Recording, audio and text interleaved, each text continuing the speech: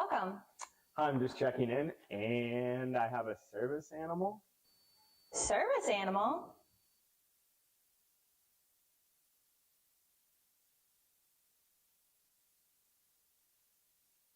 Do you have anything on the ground floor so I can let him out at night? Keep up with your Prowlers all season long on social media. Follow us on Facebook at the Port Huron Prowlers, Instagram at PH Prowlers, and Twitter at PH Prowlers. And you can find more information on our website, phprowlers.com. Welcome back here to McMorran Place. Prowlers and Hat Tricks getting set to go at it for the second and final time this weekend. I'm Will Wiggleman with you on the PHP Network to take you through it. Hat Tricks picked up the victory last night here at McMorran Place. A 5-4 win, and as I mentioned in the open, Prowlers found their offense, but it came at the expense of some of their defense as they gave up 5 goals last night despite scoring 4. Reed Cooper had a tough debut as a Port Huron Prowler after making 30 saves, but Jake Vaughn has 2 assists in back-to-back games, and he's up now to a goal and 4 assists so far this season. Kenny Stiles scored his first pro goal. Those are a couple of the positives for the Port Huron Prowlers again as they got their offense going in a way we haven't really seen too much of this month. Connor Woolley, though, had a couple for Danbury. Vadim Frolov, the rookie for the Danbury Hat Tricks, had a goal and an assist, and he's had a strong start to the season, picking up his 4th goal and 6th point in game number 12. The former player for Team Maryland in the Eastern Hockey League. That's where he played his junior season last year. Frankie McClendon, who's been successful against the Prowlers historically. He was 4-0 against Port Huron last season. He got the victory with a 33 save performance. So the Hat Tricks now breathing down the Prowlers' necks in the Empire Division standings. Danbury now just 1 point behind Port Huron for that 3rd spot. Hat Tricks have 2 games in hand. The big game, though, last night in the division, Binghamton defeated Watertown in regulation, so the Black Bears get a little bit of breathing room. They're up 5 points now on the Wolves, although Watertown does have 2 games at hand on Binghamton. Those two will go at it again tonight, this time in Binghamton. And the Motor City Rockers did get a victory in a shootout, so now they sneak a little bit closer to that final playoff spot right by the playoff line. And the Dashers continue their rotten start to this season. Well, the game-winning goal last night was scored by Gleb Benderkin, who is on a bit of a heater right now for Danbury. He's a point in 4 of his last 5 games. 3 goals, 6 points over that time span. And Benderkin, who is part of that big Russian trio that has been such a huge part of the offense for Danbury. It's been Durkin, Frolov, who we mentioned earlier, and Alexander Gemzatov, who assisted on that game-winning goal for Ben Durkin. And they have been running the show again offensively for the Hat Tricks so far this season. Well, the Prowlers, despite the loss, they did see a milestone as Austin Federley scored his 200th point in his FPHL career.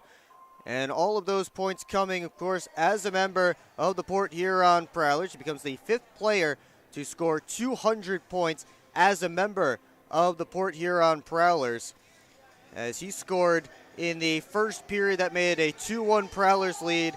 At that point, the only lead the Prowlers held throughout the game last night. 275 games, 79 goals, 200 points for Austin Federley. But as I teased in the open, Matt Graham called out his team at the end of the game last night in the post-game interview, and here were his thoughts on that game last night.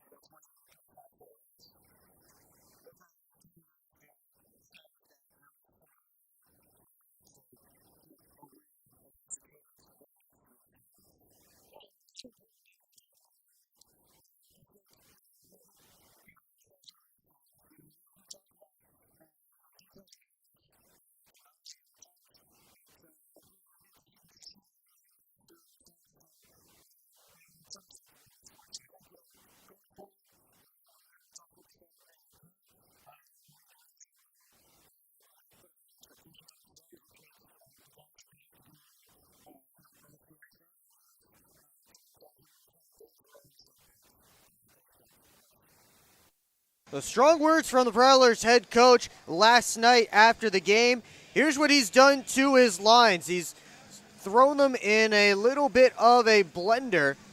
No Jeremy Rancourt tonight, but Daniel Chartrand does return from his one-game suspension, so that's the only change as far as personnel goes, who's in, who's out. They'll put Chartrand along with his former college teammate Kenny Stiles, and Joel Prazy will complete that line. So Stiles getting 2 new wingers tonight. They keep Tristan Sim and Tucker Scantleberry together, adding Jake Vaughn in that right wing spot. And Luke James will get a shot with Matt Graham and Austin Federley. Jonas Leas back in again as the extra forward tonight. Defense pairings staying pretty much the same, although they will be changing things up a little bit. I expect to see a number of different pairings for the Prowlers tonight on the back end, so be sure to watch for that during tonight's game.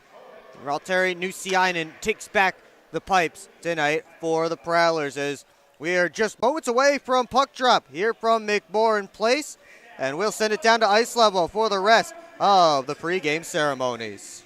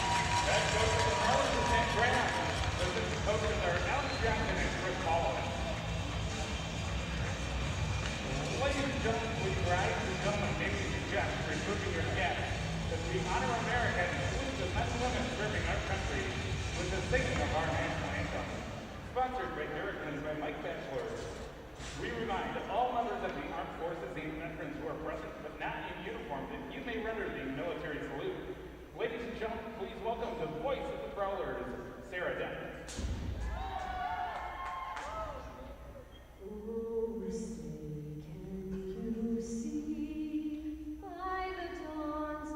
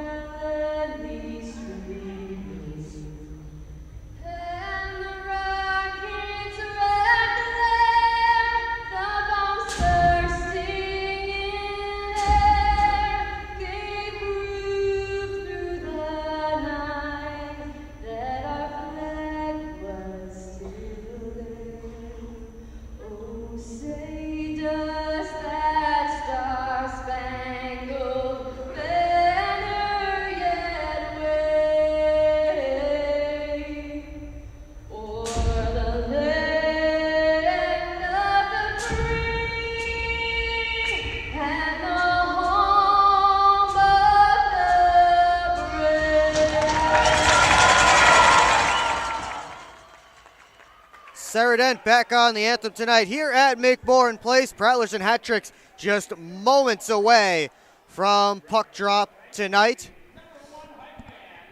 As we take a look quickly at the starting netminders for tonight's game. Well, Connor McCullum did not start last night for the Danbury Hat Tricks. That ended a streak of 7 straight Hat Tricks games started by McCullum. Frankie McClendon got the win, but it is McCullum back in net tonight. Valtteri Nusiainen will oppose him. Nusiainen got the win for the Prowlers on Wednesday against the Motor City Rockers, giving up 1 goal on 30 shots in that game. Nusiainen's save percentage is good for 2nd in the FPHL, and his goals against average is 4th. As the Kroger delivery truck heads out to deliver tonight's game pucks. Kroger, proud sponsor of the Port Huron Prowlers. We're just about set for puck drop tonight. In case you missed it, Prowlers starting lineup is going to be the Scantleberry, Sim, and Vaughn line. Adam Heinzel and Brian Parsons starting on defense, and Valtteri Nusiainen, as we just mentioned, between the pipes. Hat Tricks going with Josh LaBelle and Jeremy Rutke on defense, and the forward line of Alexander Vasiliev, Corey Anderson, and Noah Robinson up front to begin this game as Vasiliev and Sim get set for this opening face-off. And we're underway, final game of a 3 games and 4 night stretch for the Prowlers, and right off the draw, the Hat Trick score. 7 seconds in, Noah Robinson breaks the ice as Corey Anderson got right in. And we had just barely gotten going, and Noah Robinson picked up his 5th goal of the year, 2nd as a hat trick. And that is not the start the Prowlers needed. 2nd time this weekend they've given up a goal within the first 2 minutes to these hat tricks. And again, that one coming just 7 seconds in. And as I was saying, this is the final game of a 3 games and 4 night stretch for both teams. Danbury all 3 on the road, Prowlers all 3 here at McMorran Place. For Port Huron, it's the end of a 6 games in 10 night stretch. Those first 3 coming last weekend in Louisiana.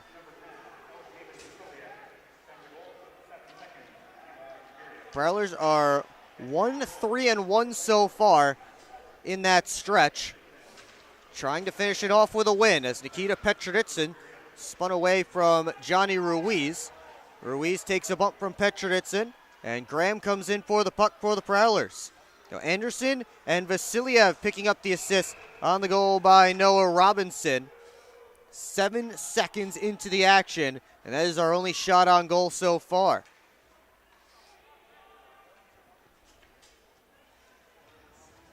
Prowlers will switch up to the line of Kenny Stiles, Joel Frazee, and Daniel Chartrand. Both Frazee and Stiles scored last night. Chartrand is back in the lineup after being suspended last night, and he just missed that one wide. As he tried to poke it on net, Thelstrom's shot knocked down in front. Stiles on the backhand, saved by McCullum, and he popped it up in the air so Frazee couldn't put it home as he was looking for the rebound on the back post. Stiles rims it around towards Chartrand. One hands it along. Frolov takes it away. And working it back up is Rutke. That one off a stick and out of play. Now Daniel Chartrand, as I mentioned, suspended last night after picking up a 1-gamer from the Motor City game on Wednesday. Got a good opportunity there. And then Kenny Stiles threw it back on net, and the puck was sent up in the air by McCullum just past Frazee. But if that was along the ice, Frazee would have had to tap in. Still 1-0 hat tricks though. So that one off the far corner boards and icing against the hat tricks. LaBelle was trying to play the indirect feed to Anderson, but Jake Vaughn won the race.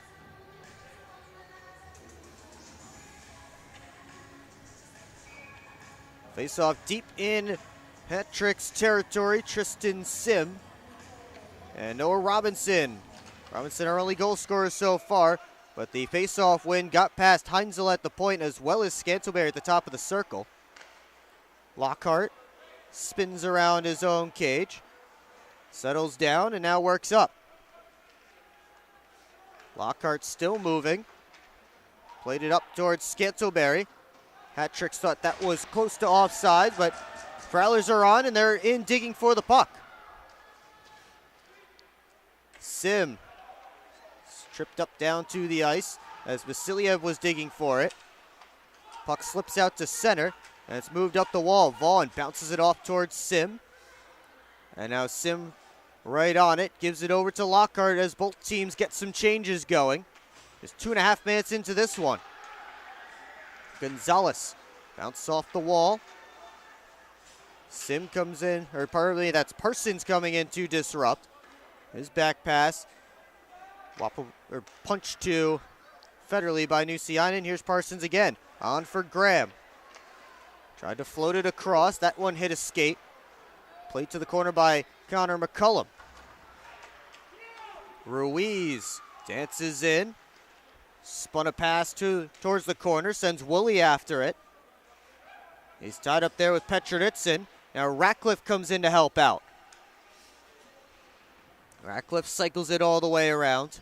Parsons and Van Durken muscle each other off. LaBelle at the line. That shot went wide. Ratcliffe picks it up on the other side off the Karam. Spinning on Graham behind the net. Out to Bedard. Shot stopped by Nusiainen. Rebound came to Federley. He had his stick lifted by Van Durken.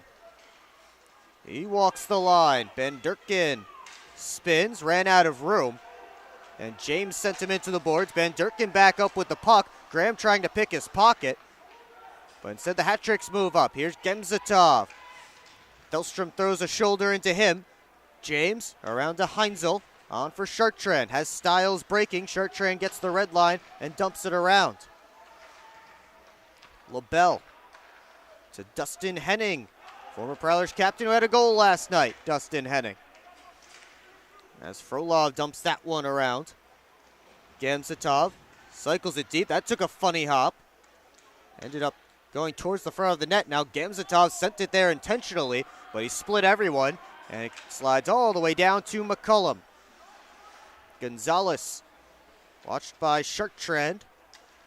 Try to float a long home run pass up, and that will be another icing against Stanberry as Lockhart wins the race to it. 15.5 to go in period number 1. Now Connor McCullum in between the pipes again for the hat-tricks. 8th time in the last 9 games for Danbury that he's been the starter. 2023-24 Empire Division Rookie All-Star. Has had a bit of a tough start to the season as Parsons' shot stopped by McCullum and the rebound ended up in the corner.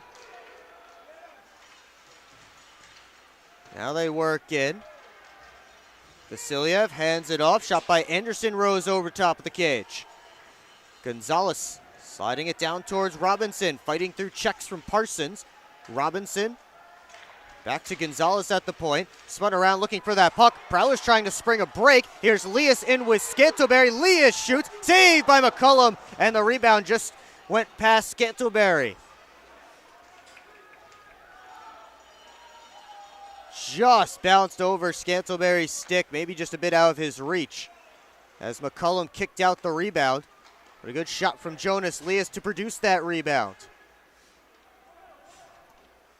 Felstrom retreating. Watched by Ruiz. Up to Federley. And now James trying to move it along in hat-tricks territory, but comes back out. Graham turning and finding some skating room. Off to Luke James. His shot blocked. Comes back to it. And his second shot blocked as well. Heinzel couldn't kick it up to his stick. Now the hat-tricks have a 2-on-1. Here's Ruiz with a shot. Save the rebound. They score. And Connor Woolley, who had 2 last night, picks up the hat-trick, second one tonight. And it's already 2-0 less than 6 minutes in. They talked about the good shot off the pad for a rebound by Jonas Leas a couple of shifts ago. Ruiz does the same, and this time Danbury is able to connect on the rebound. As Connor Woolley picks up his 4th goal of the season.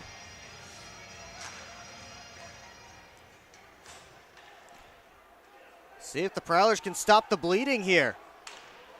So that was a grade A opportunity for Danbury. 2 backdoor plays. 1 on a pass and 1 on a 2-on-1 rebound. The odd man rushes hurting Port Huron early so far. Lockhart up towards Chartrand. He couldn't move it up the boards. Here's Frolov dangling out of the corner. Rosa too tall. Lockhart heading to the bench, grabbing his face. And now Chartrand wants at Frolov. Frolov doesn't want to fight, and Chartrand with his gloves off drags him to the ground. I think Frolov may have caught Lockhart up high in some way. A slash is being signaled towards Frolov. Chartrand recollects his gloves and heads over to the penalty box. We'll get everything situated when we come back. Already 2-0 hat tricks here at McMorran Place. SMR Automotive Systems is part of the Motherson Group and a proud community sponsor of the Port Huron Prowlers. We are one of the largest manufacturers of rear-view mirrors for passenger vehicles in the world, with local plants in Port Huron and Marysville. We strive to support our local communities and have positions available for various abilities and experience. Find out more about who we are at smr-automotive.com. The Eastern Michigan Small Business Network, providing resources and funding to help start or grow your business. Small business support in participating Region 6 counties.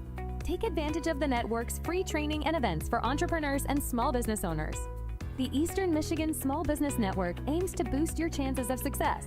Learn more about the network's Small Business Cohort Program. With rentable workspaces, business coaching, training, and funding opportunities, it's time to become a client of the Eastern Michigan Small Business Network. 2 minutes each for Vadim Frolov and Daniel Chartrand. Frolov for slashing, Chartrand for unsportsmanlike conduct. So we'll have some 4-on-4 hockey with 13:24 left to go in period 1. I was able to find what Chartrand was so angry about. Frolov, after he took that shot, put his arms up high on Lockhart, who was closing in to defend. And he got his arms up, and Lockhart was in some discomfort heading to the bench as he caught Lockhart up around the face area.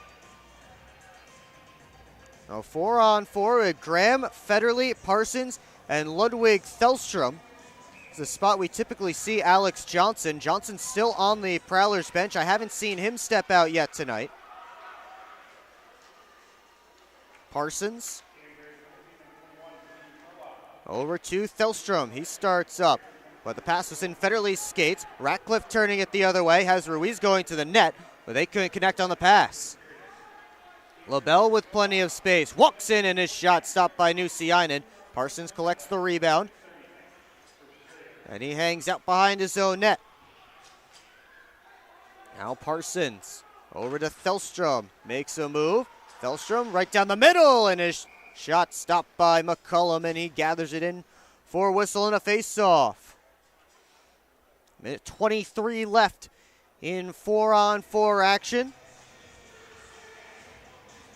Prowlers send out the 2 former Blue Ridge Bobcats, Tristan Sim and Joel Frazee, for this offensive zone face-off, which will be to McCullum's right. Sim will draw with Vasiliev, a KHL veteran. Played in the Beneliga last season, and Vasiliev leading that league in goals, assists, and points. 33 goals, 52 assists, 85 points in just 32 games for HYC Herentals in the Beneliga last season. Here's Vasiliev, rubbed out by Lockhart. Now Lockhart bounced to Heinzel. Vasiliev right on him. Heinzel spins away. Now Heinzel finds Sim up the left wing side with plenty of room. He pulls up as Robinson challenged him at the red line.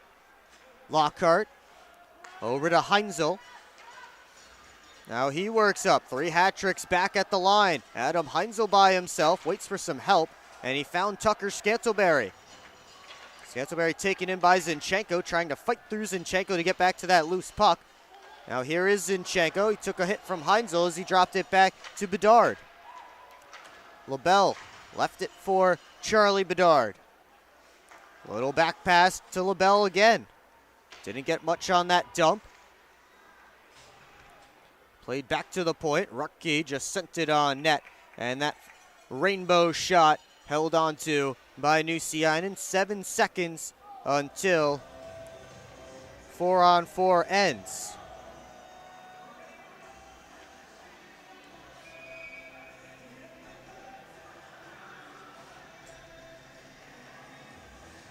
This faceoff will be to Nusiainen's left.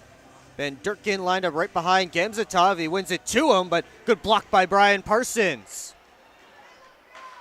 Now Petroditsin, as 4-on-4 has ended. We're back to full strength on both sides. Parsons, quick up to Graham.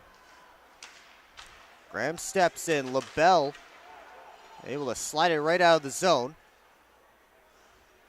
Parsons to Petroditsin.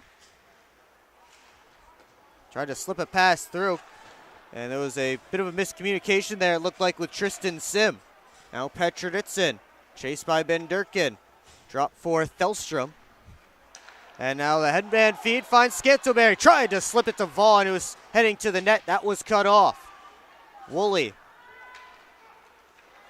Up to Dustin Henning. Now he slips it through for Ratcliffe, poked off his stick. Gonzalez just with a soft dump. And it's collected behind the cage by Ludwig Thelstrom. Off of Heinzel's stick, Gonzalez. Flip up to Woolley. And now Johnny Ruiz has Ratcliffe going to net, trying to slip it to him. Nusiainen just played it away, and that almost got into some trouble. Bodies flying everywhere. Scantleberry works up. Yeah, taken away by Ruiz, who is chasing him down. And that will draw a whistle and a face-off. 10:04 left to go in period 1. And there's Alex Johnson stepping off the bench and heading out onto the ice for the first time tonight after 9 minutes and 56 seconds of game action.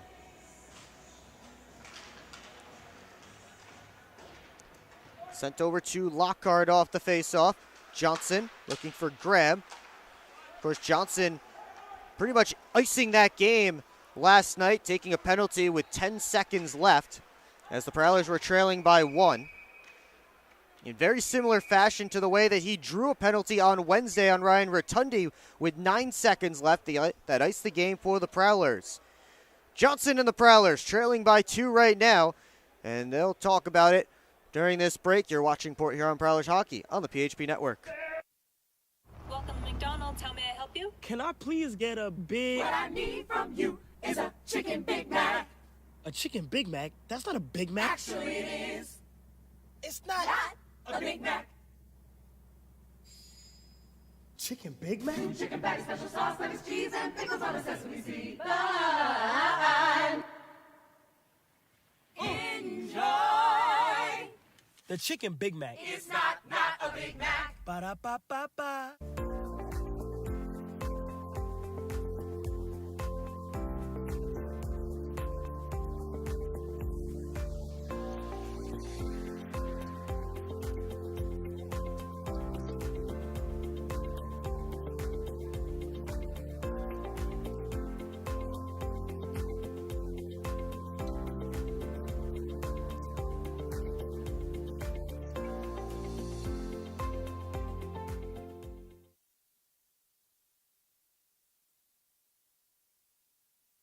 Back here at McMorran Place, 9:47 to go in the Munger Physical Therapy first period. Port Huron trailing by 2 after a couple of early ones from the Danbury hat tricks.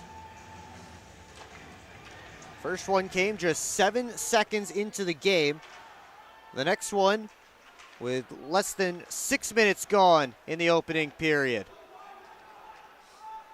Noah Robinson, who scored the first one, plays it back to Rutke, chased by Graham, is able to get it up towards Anderson. Now Vasiliev touches it through. Has Robinson on the other side. That puck was up in the air, and Robinson couldn't settle it down to take a shot. James able to block a D-to-D pass, but he couldn't get on his horse after that puck. So Anderson wraps it back around. Comes all the way to Johnson. Up the boards, Stiles. Got it to James, who dumps it in and heads off for a change. Big Josh LaBelle gives it off to Ben Durkin. Head up as he's watched by two Prowlers. Drop for LaBelle, back up to Ben Durkin. And they just call it offside at the Prowler line.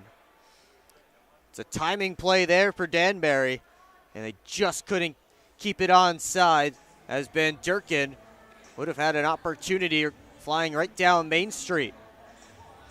They'll move the faceoff back towards the Hat Tricks end, pardon me. Just outside of Danbury ice. Shirtran tried a one-handed pass. Gonzalez popped up in the air and gloved down by LaBelle. Ben Durkin starts up ice. Shirtran harasses him. It's dumped in. Gemzatov and Parsons cancel out. Here's Stiles looking towards Frazee. Frolov came in to throw a check. Now Shirtran trying to muscle through Gonzalez, who took him down. And that will be a penalty. Looks like Kyle Gonzalez will head to the penalty box. Tripping is the signal.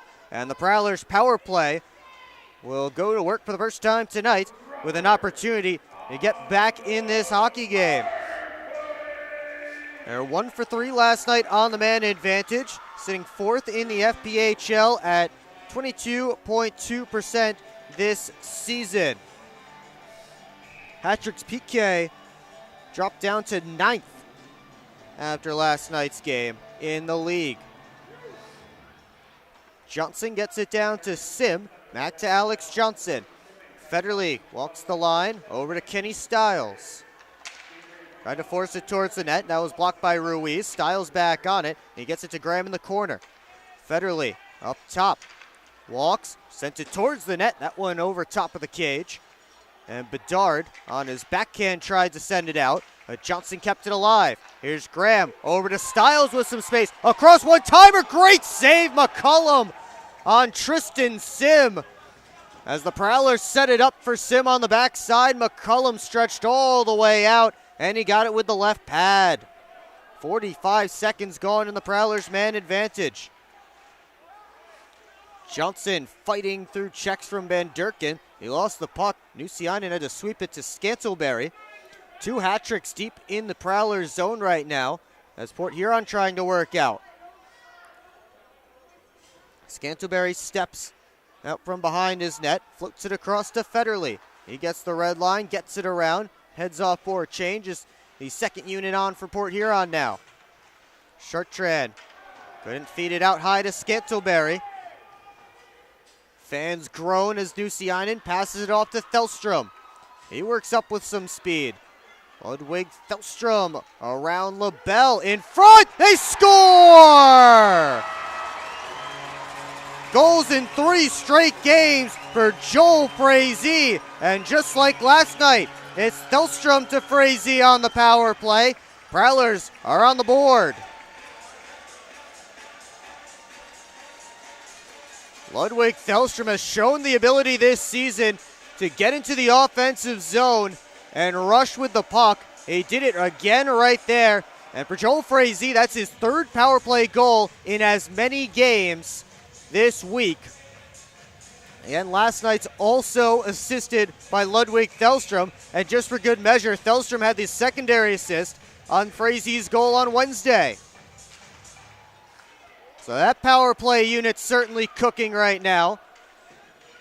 Prowlers certainly feeling a lot better about themselves as well after that goal. As Gonzalez sent it towards the net, it did just come out of the zone as they blow it dead. Oh, Thelstrom and Valtteri Nusiainen gets the other assist.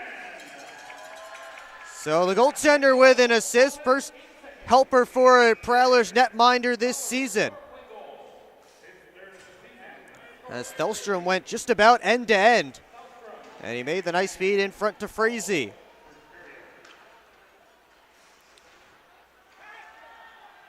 Petrovitsin returned it to Vaughn. Anderson providing the pressure for the hat tricks, and now Vaughn finds an escape route. Vaughn chips it off the near side corner boards. Adam Heinzel, the defenseman, in deep, taken in by Gonzalez. Now Sim muscled by Bedard. Sim comes out with the puck, up to the point to Vaughn, covering for Heinzel. Shot towards the net, steered away by McCullum. Heinzel still in on the forecheck, but he lost it to Anderson. Vaughn played it forward with his glove, and that is a hand pass against the Prowlers. With just under 6 minutes to go in period one. Shots on goal favoring the Prowlers right now, 8-7. They had 3 shots on goal on that power play, and one of them went in. They have taken the last 4 shots on net since the Gonzalez tripping penalty. So maybe that's sparking a little bit of momentum to the home side. As we're set to go now as Ben Durkin and Stiles line up for the draw. Stiles won it back. Parsons chases after it.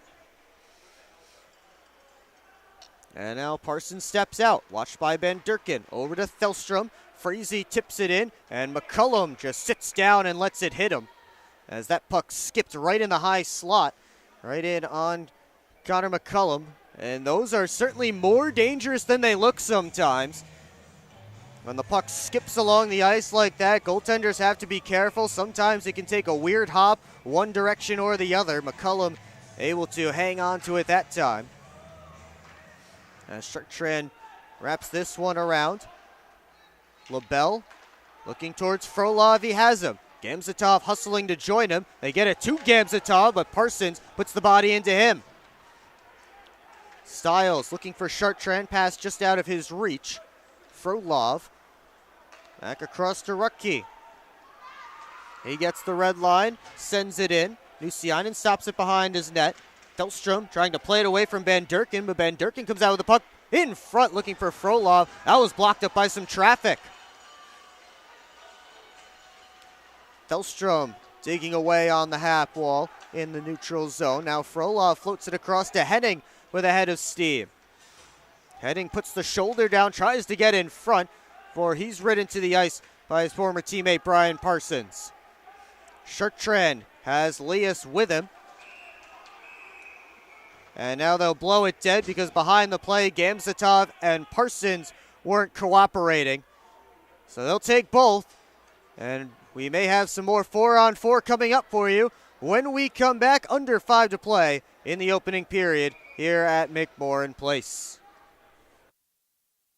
At Hungry Howie's, we have a flavor philosophy. It's that you deserve to mix and match the most delicious flavor you've ever had with even more of the most delicious flavor you've ever had. But how can you mix and match the most delicious flavor twice at the same time? Well, we're not in the business of logic. We're in the business of blowing your flavor-loving mind with flavor upon flavor. Philosophize on that. Get any 2 items on the mix and match menu, including the 2-topping flatbread pizza for $6.99 each. Hungry? Howie's.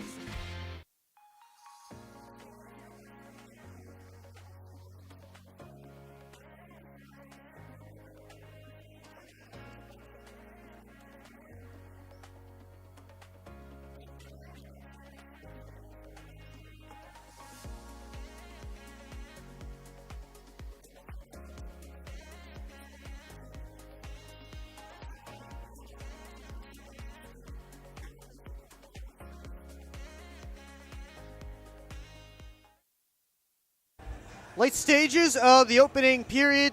Prowlers trailing 2-1. We'll have 4-on-4 action for the second time in this period. It's Brian Parsons for slashing and Alexander Gamzatov for the same sentence sitting in the sin bins.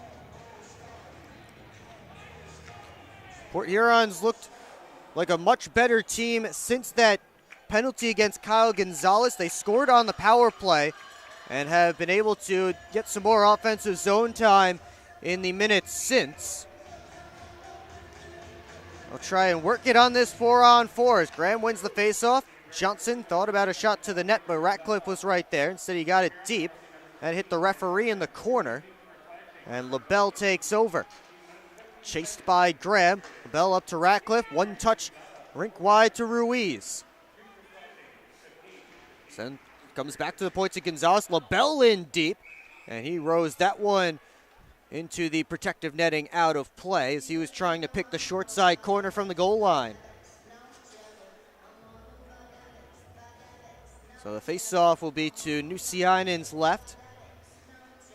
Nusiainen with 5 saves so far in this game. He hasn't seen a shot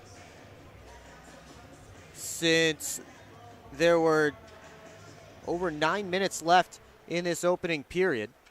It's been about 5 minutes exactly now since Valtteri Nusiainen has seen a shot on goal. Here's Sim trying to put one on net. That one went off a stick and ended up in the corner.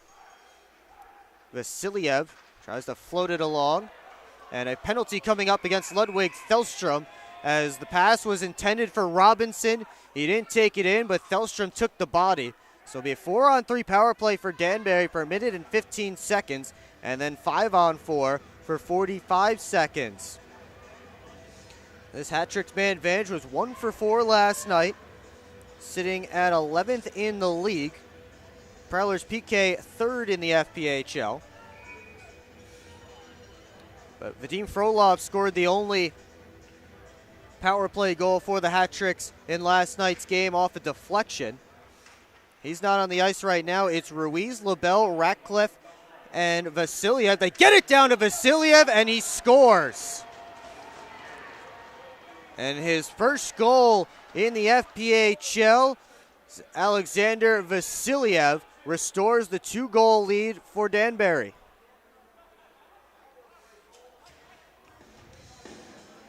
And Vasiliev got himself free right in front of Valtteri Nusiainen, all by himself at the side of the crease.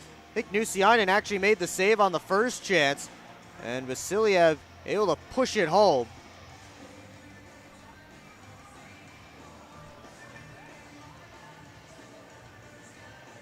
And it looks like they're sending Thelstrom back to the penalty box.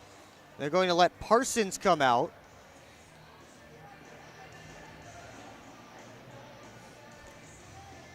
So I think the hat-tricks will get a power. This doesn't seem right. I think those were coincidentals. I think Parsons should still be in the box and Thelstrom should be out. And it should go back to 4-on-4 for the rest of that 1 minute and 6 seconds. That is what the discussion that's taking place is about. Kevin Mallon, Cody Lang, the referees tonight. Dallas Mitchell and Brandon Baton's on the lines. Right now they have 1 minute 51 still for Thelstrom and 1:06 for Gamzatov. And if this stays, that means that the hat-tricks will just get another power play once that 1 minute 6 rolls off. It was 4-on-4, then 4-on-3. I don't believe this is how this is supposed to work. If someone can let me know if this is how it's supposed to work, please do. But I believe when the 2 penalties were taken, since they were taken together and turned to 4-on-4, I think that's what the Prowlers are arguing. But that must be how it works because that's how they'll leave it. So the hat-tricks will get a power play in 1 minute and 6 seconds with Thelstrom still in the box for 1 minute 51 and Gamzatov for 1 minute and 6 seconds. I guess because Parsons' penalty was first and it was up on the board, they have to take the oldest penalty off first. That one's certainly unfortunate for the Prowlers as LaBelle plays it away from Shertrand behind the net and now up to Bedard. Left wing side, Charlie Bedard works his way in. He's knocked down by Lockhart. 2 hat-tricks go down, and Stiles is off to the races. Shertrand takes the shot, saved by McCullum, and the rebound just bounced away from Johnson. Out comes Frolov. Slipped it to the middle of the ice. Shertrand goes off the backboards, and Parsons, fresh off the bench and fresh out of the penalty box, gives it to Lockhart. who gives it right back. Parsons' pass poked out of the zone by Frolov, but to a teammate in Rutke. Gonzalez slowing things down, watched by Sim. As the final 11 seconds are ticking off of Gemzatov's penalty, at which point it will be a Danbury power play. Now the hat tricks work up. Robinson sent it across towards Vasiliev. A Prowler stick guy on the way to disrupt, but it's kept in. Vasiliev out high to LaBelle, trying a one-touch feed. That didn't work. Heinzel trying to find it in his skates, and it's finally brought back to Parsons, and he sends it down ice. 25 seconds left on this Danbury man advantage. LaBelle up to Vasiliev. Now to Ruiz, right down Main Street, tried to dangle through. Couldn't pick it up on the other side, and Lockhart sends it all the way down. They should take care of the final seconds of Thelstrom's penalty, so at least this will help the Prowlers' penalty kill percentage. As Ruiz gets in, working on Johnson, shot from the outside, knocked down and covered up by Valtteri Nusiainen with under 2 to play here in period number 1. The Prowlers' PK is 2 for 2, but that's about the only positive, Prowlers' PK is now 1 for 2, as that is their first successful kill of the game. As both power plays continue to fire on all cylinders this weekend. And both teams with a power play goal last night. Van Durkin steps into that one in the slot. He's run down to the ice by Lockhart. Back towards the net. It went off the backboards. Chartrand able to toss it out. Henning dumps it right back in. Brett Lockhart with another big hit, trying to spark his team a little bit. They trail by 2. Frazee split a couple of hat tricks. Prowlers have some numbers. Chartrand to Johnson, the trailer. Glove saved by McCullum. In the splits, he reaches out the glove hand and snags the shot from Alex Johnson.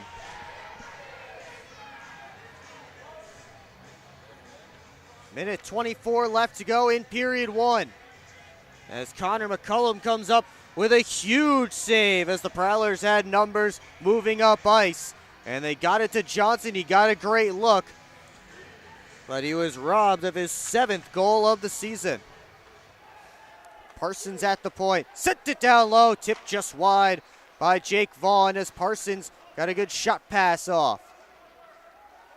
There's a broken stick on the ice. It belonged to a hat trick, but Danbury able to get 5 guys on there with sticks right now as Thelstrom works around the net. Thelstrom out high.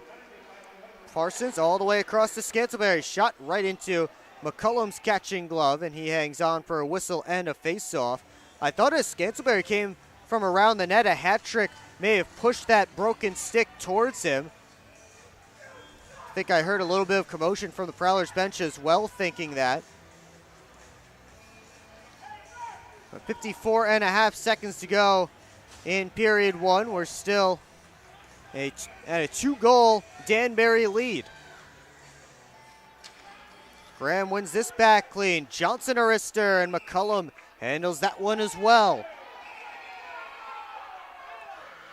And Luke James drawing a crowd in front. He went right to the net and had Josh LaBelle in his face.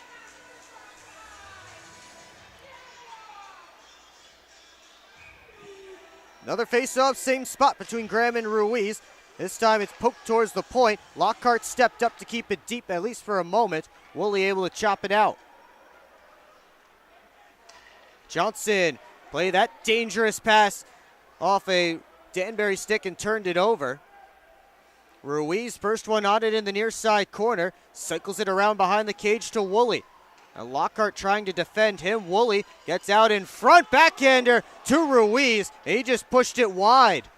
Prowlers lucky that didn't go in, as it was a backdoor chance for the hat tricks captain. Johnson bangs that one around the boards and down ice. LaBelle with one quick up to Ratcliffe. Final seconds as Woolley's shot blockered by Nusiainen. floated all the way across and then back towards the net. And they blow it dead. Not sure what the whistle is for. Was Danbury offsides in the zone? There's 0.3 of a second up on the big board.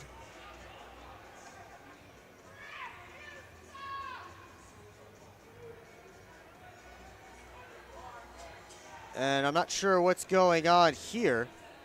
They trying to reset the clock or something along those lines? I'm still not sure what the whistle was for.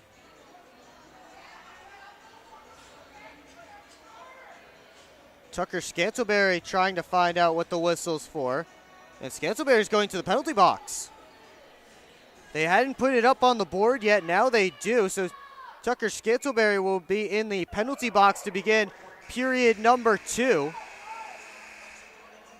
As this period expires, a disastrous one for the Prowlers. They trail 3-1 and will have to kill just about a full penalty when the start of period number 2. And now we see what the call was. Too many men on the ice is being served by Tucker Scantleberry. So a bench minor to the Prowlers in the final seconds of period number 1. And again, what was a rough period for Port Huron also ends in a tough way as the Prowlers will be shorthanded to begin period number 2. And the hat-tricks who have had the Prowlers number throughout the years seem to continue to have it that way this season despite a mediocre start from Danbury to the season. Hat-tricks have not won back-to-back games at any point yet this season. They are trying to do that for the first time, and they are in good position through 20 minutes of play. Hat-tricks up on shots after that opening period, 14-12. Well, coming up on the Moses Roses Smoke Break, the first intermission report, we will chat about what went on in this game so far. The good, the bad, the ugly, and more of the latter two for the Prowlers in that opening 20 minutes. We'll also take a look at some storylines from around the league. Of course, the out-of-town scoreboard is coming your way as well, and we will do it all right here on the PHP Network as the Prowlers and Hat-Tricks head to the locker rooms to chat about a first 20 minutes that one team is happy with and the other not so much. The Prowlers are celebrating 10 years in Port Huron. Now's your chance to get limited edition 10th anniversary gear at the Prowlers team store. Come find us on the west end of McMorran Arena at every home game or online anytime at prowlersmerch.com. You can scan the QR code on your screen now to visit the online shop. Look your po-ho best with gear from the Prowlers team store.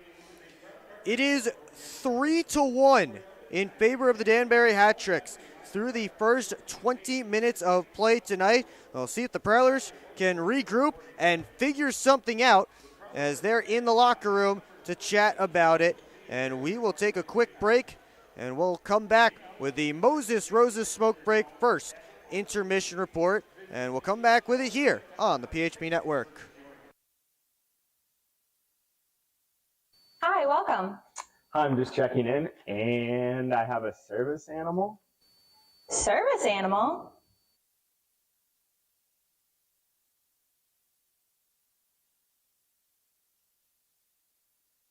Do you have anything on the ground floor so I can let him out at night? It's time to wake up on the sunrise side of Michigan. Wake up to beautiful beaches. Wake up to vibrant urban landscapes. Wake up to unique eats. Wake up to charming coastal towns. Wake up to cozy entertainment. Wake up to Michigan's Thumb Coast. Plan your perfect wake-up call using bluewater.org. Keep up with your Prowlers all season long on social media. Follow us on Facebook at the Port Huron Prowlers, Instagram at PH Prowlers, and Twitter at PH Prowlers. And you can find more information on our website, phprowlers.com. We're on a mission to feed the future by helping farmers worldwide be more resilient, more productive, more sustainable, for generations to come. Corteva Agriscience. Keep growing.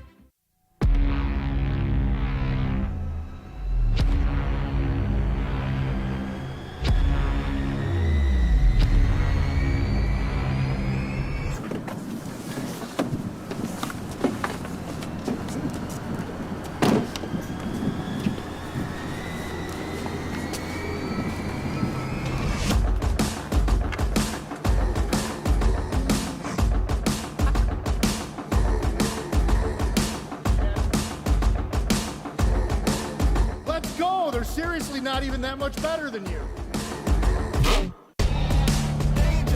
Should've just got a ticket from phprowlers.com. I should have just bought tickets at phprowlers.com. I got it! I should have just got a ticket at phprowlers.com. I should have got a ticket at phprowlers.com. They should have just got tickets At phprowlers.com.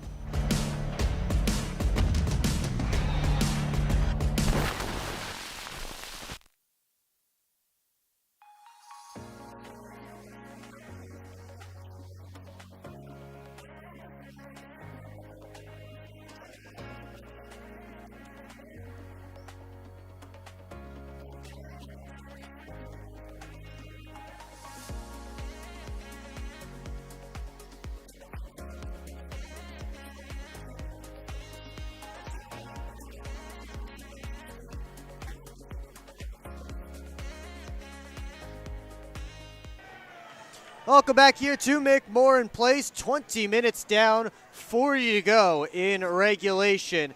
And the Prowlers are trailing by 2, 3-1 the score in favor of the Danbury Hat Tricks. And that was not exactly a banner 20 minutes for the Port Huron Prowlers. They didn't seem ready to start the game. They gave up 2 in the first 6 minutes, including the first goal of the game, 7 seconds in, right off the opening drop of the puck.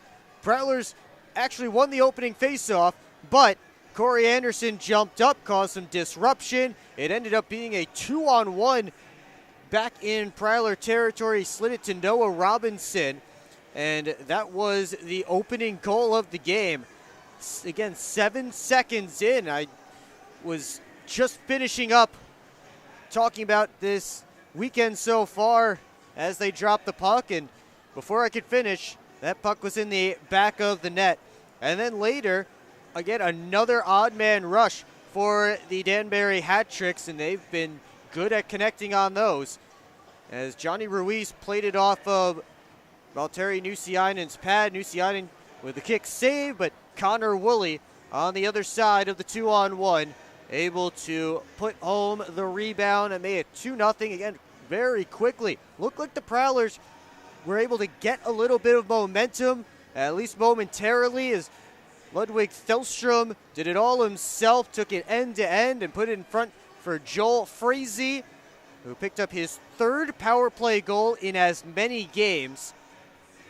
And all of a sudden, the Prowlers felt like maybe they could take a breath. Maybe they were back in it.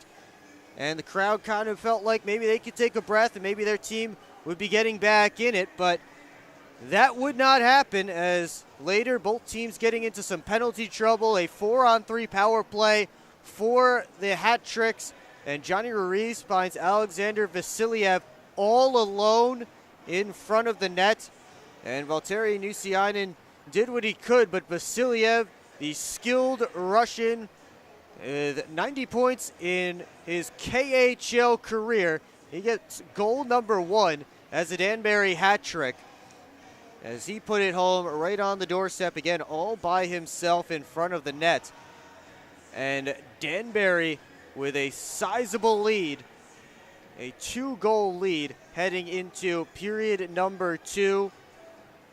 Prowlers were able to score 4 goals last night, but that's certainly been the exception from the rule for Port Huron this season. But of course, giving up 5 was also an exception for the Prowlers, at least the way things have been going this season. But so far in this period, they've this game, they've already given up 3 just through just 20 minutes of play. And while Terry Nusiainen, who has some of the best numbers in the FPHL coming into the game tonight, and he has given up 3 goals in this opening 20 minutes. And we'll see if he and the Prowlers can buckle things down when we get to period number 2. As we take a look at the stats so far in this game, shots are 14-12. Hat tricks are going to be on their 3rd power play of the game when period number 2 begins. As Tucker Scantleberry is sitting in the box to serve a too many men on the ice penalty. But we'll see if the Prowlers can kill that off and then find a way to start getting to the offensive end of the ice and get some more shots in on Connor McCullum, who has certainly had to step up and make a couple of 10-bell saves, one on the backside on Tristan Sim on a Prowler rush, the other a glove save on Alex Johnson on another Prowler rush. So Port Huron has gotten a couple of chances, but they haven't been able to capitalize them nearly as well as the Hat Tricks have. And hasn't that just been the issue for the Prowlers early this season and at times last year as well? Getting opportunities, just not being able to finish, not being able to capitalize. And that is rearing its head here again tonight as Port Huron trailing 3-1 to the Danbury Hat Tricks. They've been able to hide it a little bit because they've been so good defensively early on this season and not giving up too many goals. They've given up under 3 goals per game this season. But tonight, already 3 in the first 20 minutes, and it's tougher to hide it when you're giving up goals. You're tougher to hide your offensive deficiencies when you're giving up goals at a high rate, such as tonight. But the Prowlers will step out of the locker room, and we'll see if they can have a new team on the ice here for period number 2 and see if they can bounce back. And we'll have more for you as the intermission report rolls on, coming up next on the PHP Network.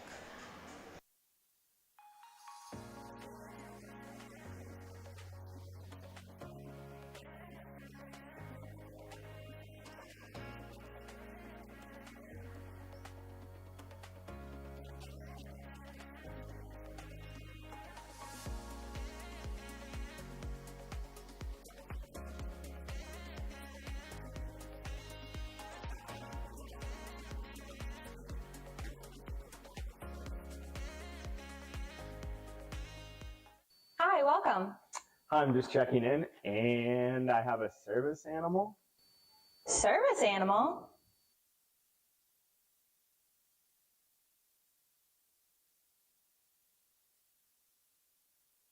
Do you have anything on the ground floor so I can let him out at night?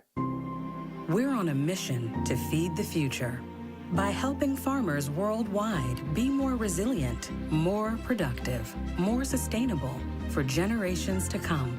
Corteva Agriscience. Keep growing. Keep up with your Prowlers all season long on social media.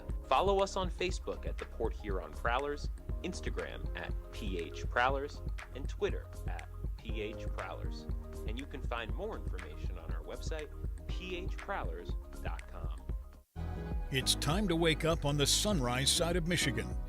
Wake up to beautiful beaches. Wake up to vibrant urban landscapes. Wake up to unique eats. Wake up to charming coastal towns. Wake up to cozy entertainment. Wake up to Michigan's Thumb Coast. Plan your perfect wake-up call using bluewater.org. Back here at McMorran Place, second intermission rolling on as the Prowlers trail the Danbury Hat Tricks by a score of 3-1. Time now to take a look around the league. We start with our FPHL storylines from this past day or so. Moccasins adding Vladislav Pavlov, who is a 2023-24 rookie all-star with the Watertown Wolves last season in the Empire Division. Pavlov was selected by the Dashers in the expansion draft, then traded to Monroe, had not signed, but today is the deadline to either release or sign players who have failed to report in the FPHL, or else they will not be able to play in the league this season. Moccasins able to sign Pavlov. Prowlers, on the other hand, they released a number of players, and again, as I mentioned, the reason the Prowlers released those players is to keep them eligible for this season. So if any of them decide that they would like to play a game this year, or even a few games, or maybe get their 15 games in to become eligible for the playoffs later this year, I'm thinking about someone like possibly a Vinny DeCumbis, who is currently playing pro over in his native Switzerland. The door is still open for him because he was released today by the Port Huron Prowlers, and so he will not become ineligible for the rest of the season. Dashers signed Jawan Davis, who's on his 5th team since October. He's only played 1 game in the FPHL. That came with the Blue Ridge Bobcats, but he was part of the Monroe Moccasins, who traded him to Port Huron. Prowlers traded him to Blue Ridge a few days later, and then the Bobcats released him. He got picked up by the Motor City Rockers, who then released him the following day. And that was about a week ago. And now the Dashers sign him. And we'll see if he heads up to Danville and becomes a fixture in their lineup. For the Mississippi Seawolves, they finally got themselves a win. That's the good news, but they do lose Curtis Hansen out of their lineup as he signed with the Pensacola Ice Flyers in the SPHL.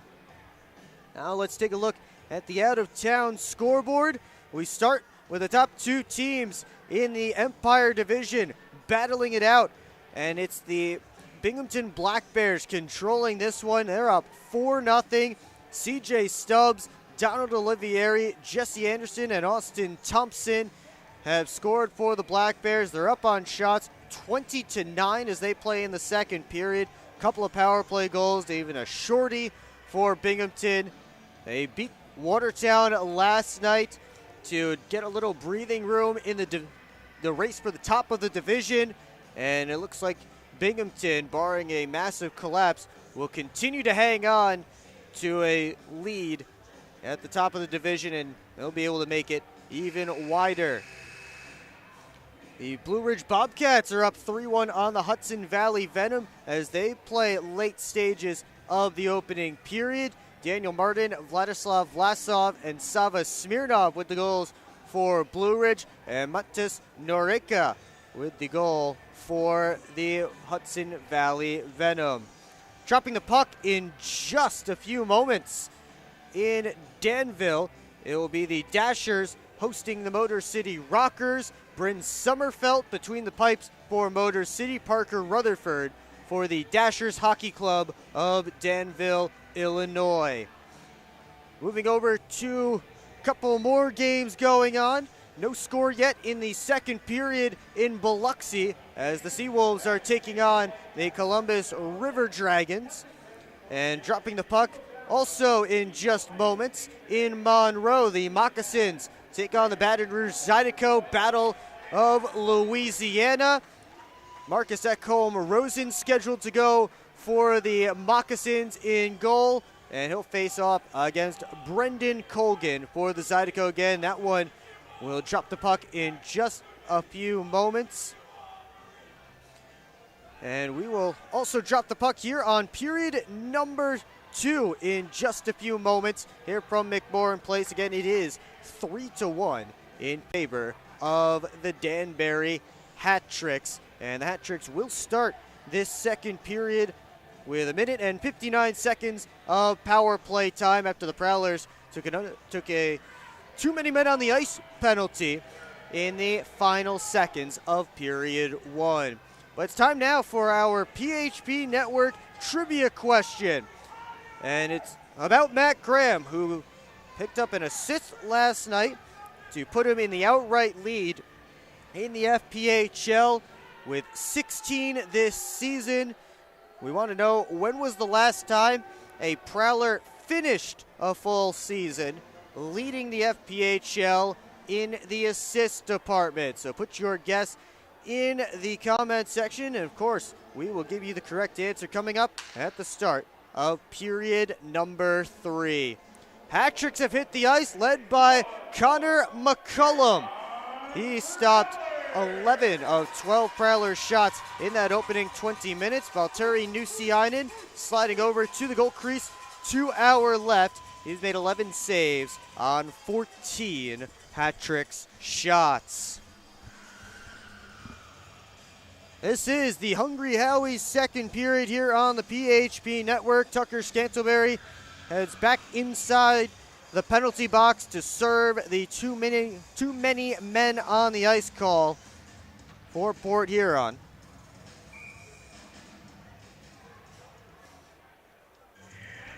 As we are just about set to go for period 2.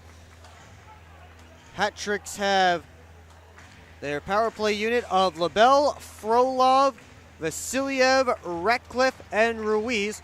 Prowlers will begin to kill with Austin Federley, Jonas Leas, Brett Lockhart, and Adam Heinzel as the middle frame tonight is underway. And right off the draw, Heinzel quickly gets it down ice. LaBelle collects it, and Ratcliffe starts right back up. Drop pass goes all the way back into the hat-trick zone. Vasiliev has to go back to collect, and now it's LaBelle. He steps out up to Vasiliev. Now Ruiz over to the far boards. Heinzel first on it, and he gets it out of the zone. LaBelle looking towards Vasiliev. Chartrand got his stick partially in the way. They send Ruiz into the offensive zone. He didn't get much on that dump attempt, and Federley able to clap it down ice. 45 seconds gone on the penalty to the Prowlers. Too many men on the ice at the end of period 1. Zinchenko, watched by Chartrand. Zinchenko flying up. Here he comes all the way around the net. And now Zinchenko down for Gemzatov. Out to Anderson. He puts it back deep. Zinchenko again. As Robinson gives it to him. Back to Zinchenko. Robinson all the way across the seam. It's touch to Gonzalez. Anderson to Robinson. Loads and fires. That one knocked down in front with some traffic. It's still loose. Tons of bodies in the crease. And they finally blow it dead. As there were some loose sticks and some players down there in the blue paint, and Valtteri Nusiainen, not sure if he had to make a save at all or not, but he kept the puck from crossing the line with a little help.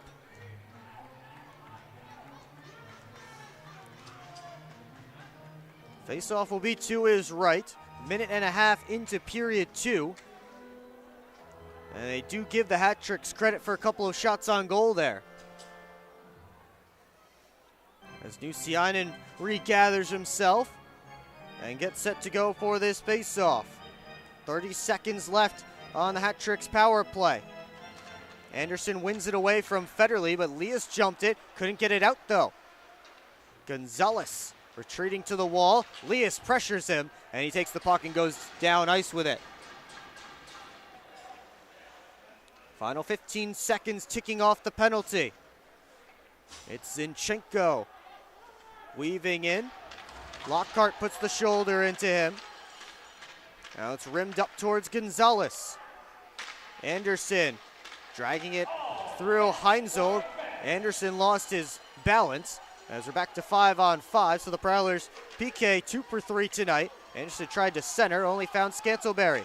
Now for Chartrand. Prowlers have 4 coming into the zone. Heinzel, a shot saved by McCullum, popped up in the air and ended up in the corner. Anderson off the boards. Woolley able to slip, or Vasiliev, pardon me, able to slip past Heinzel.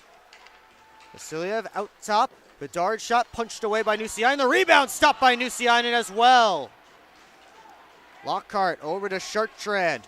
Indirect feed to Scantleberry. Prowlers on sides as Scantleberry left it in the corner. LaBelle poked it along. Chartrand waiting for it there, though, and it's rimmed to this side. And Durkin 2-on-2 with Vasiliev. Now it's sent back across to Frolov, walking the blue line. And now Ben Durkin. Backhander right into Nusiainen's glove for a whistle and a face-off.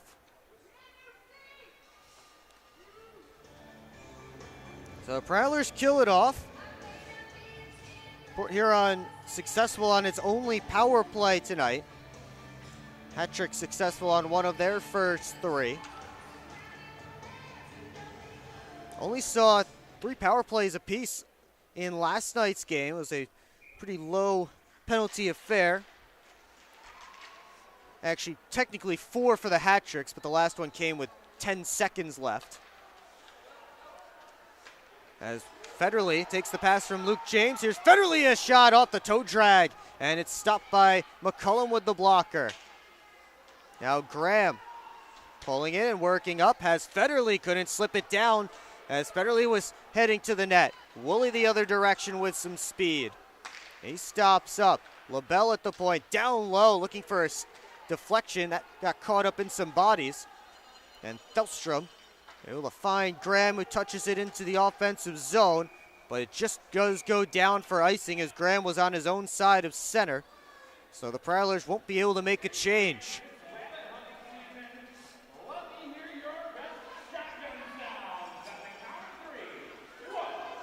Face-off coming all the way down to Prowler territory. Again, off the icing. Gamzatov lined up right behind Ben Durkin for this draw as the hat-tricks try and take advantage of a Prowler group out there for a long shift. But off the draw, it's Federley, first on in the offensive zone. Shot from the outside was blocked by Henning, up out of play as Federley jumped right up towards where Kyle Gonzalez was and where the puck ended up right off the draw.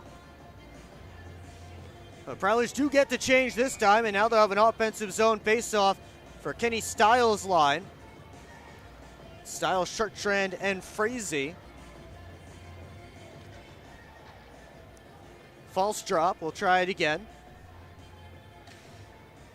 Van Durkin able to force it back. Henning was tied up there with Chartrand, who came in on the forecheck. Frolov floats it across to Gonzalez, who knocks it down.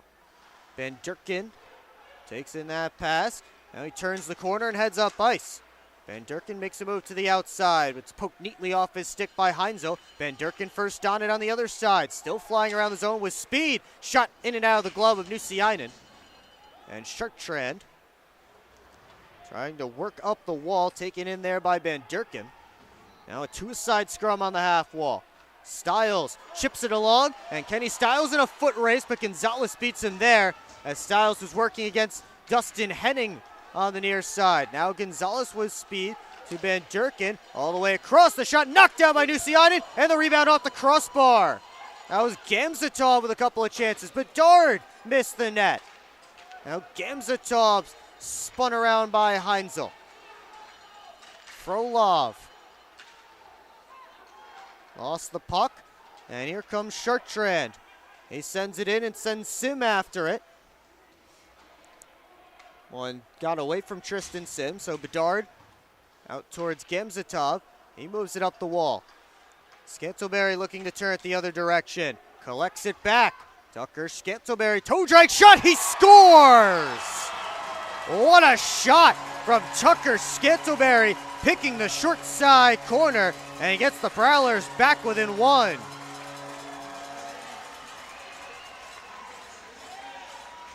Goals in back-to-back games for Tucker Scantleberry as he galloped down the right wing side.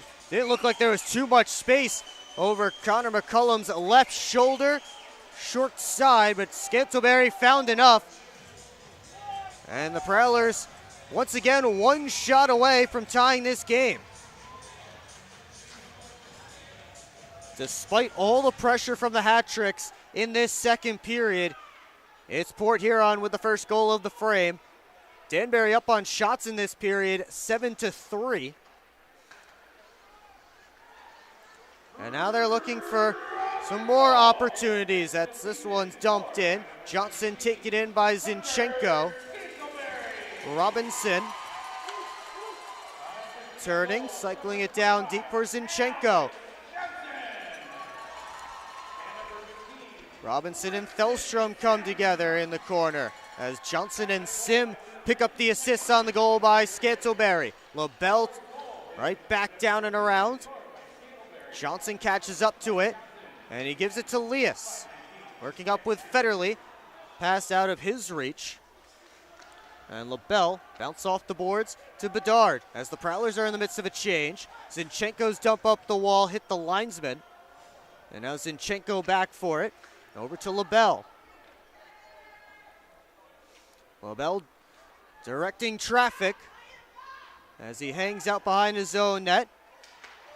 Frazee had the stick knocked out of his hands, and that's going to be a penalty. And now James and Ruiz getting into it after the play. Ruiz has a hold of James's jersey. The original penalty was coming up against the Hat-Tricks. I wasn't sure who that was that flew in and took Frazee's stick out of his hands. Lockhart was getting into a shoving match with Woolley as well at the end of that scrum down in Prowler ice. We'll see how this all shakes out. 13:25 to go in period 2. You're watching Port Huron Prowlers hockey on the PHP Network. Welcome to McDonald's. How may I help you? Can I please get a big... What I need from you is a chicken Big Mac. A chicken Big Mac? That's not a Big Mac. Actually, it is. It's not A Big Mac. chicken Big Mac? Chicken bag, special sauce, lettuce, cheese, and pickles on a sesame seed bun. Enjoy. The chicken Big Mac. It's not a Big Mac. Ba-da-ba-ba-ba. Live where you work. Work where you play. Is your work commute making you miserable? Quit the commute. Explore hot jobs in St. Clair County paying $40,000 to $100,000 or more. Visit stclairhotjobs.com. Spend more time doing what you love. If you're not currently living in St. Clair County, or you know friends or family that moved away but are ready to come back, then visit stclairhotjobs.com to find a new job and make the move.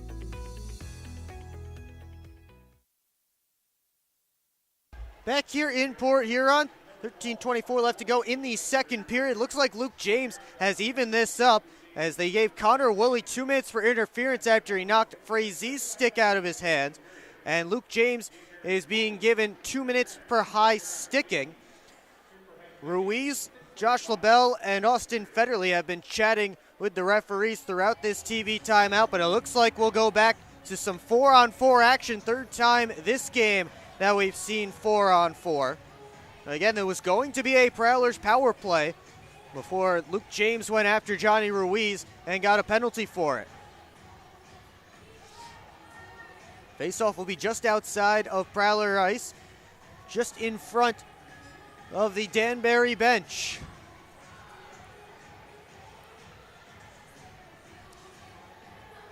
Patrick sending out Ratcliffe, Ruiz, Gonzalez, and LaBelle to begin 4-on-4. Prowlers countering with Stiles, Chartrand, Thelstrom, and Johnson.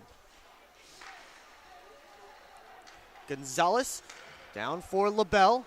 He starts up all by himself, sends it off the back wall. Indirect feed finds Ruiz, who just slips past Johnson. Now LaBelle has a man open in front, took the shot, and he sent it off the back boards. Gonzalez watched by Chartrand, and he sent it out of the zone to Ratcliffe. LaBelle back pass to Ruiz, to Gonzalez, right down Main Street. Gonzalez, he scores.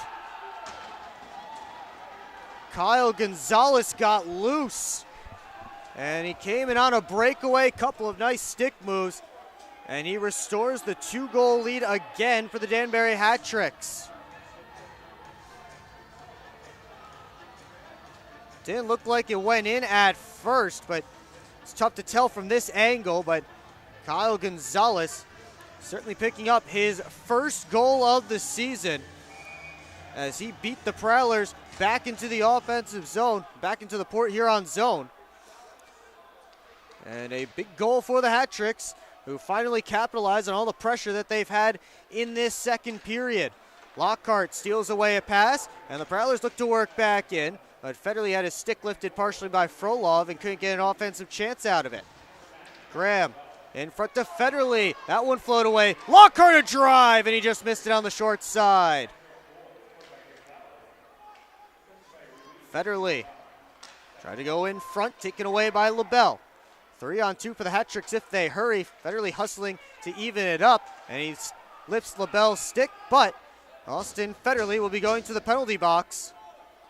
So with 43 seconds left in this second period, or 43 seconds left in the 4-on-4, pardon me, it'll be a 4-on-3 power play for the hat tricks, their second 4-on-3 man advantage of the game, and they scored on their first.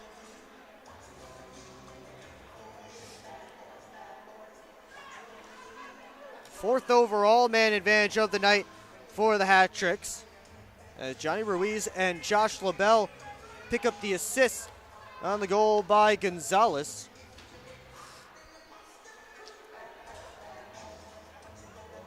It'll be Vasiliev who scored that power play goal, winning the face-off. He's out there with Ratcliffe, Gonzalez, and Ruiz. Ruiz to Ratcliffe, straight on. Ruiz one-timer saved by Nusiainen. Back up to Ruiz. Turns the corner at the top. Gonzalez floating down to Ratcliffe. Chartrand, Heinzel, and Johnson out there for Port Huron is Ratcliffe. Works over to the far side wall. Ruiz thought about the one-timer, ended up tapping it to Gonzalez. Gonzalez works to the slot, takes the shot off a stick and out of play. So 9 seconds until James and Woolley step out of their respective penalty boxes. That will make it 5-on-4 at that point.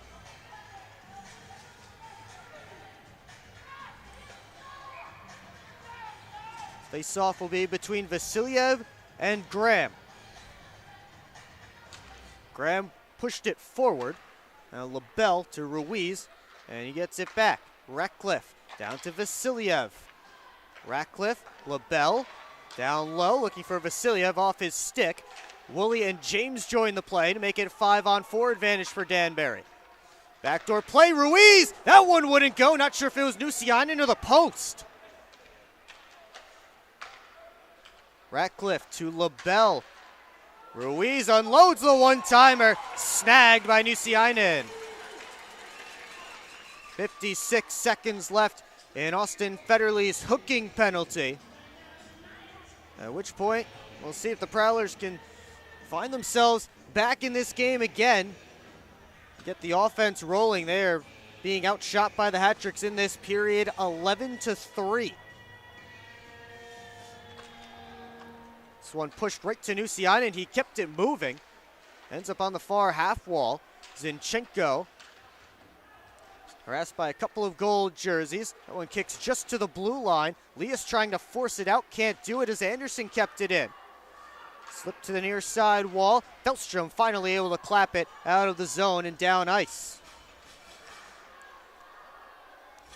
LaBelle hanging out, and he steps out. Up to Robinson. Rink wide feeds Zinchenko. Head up.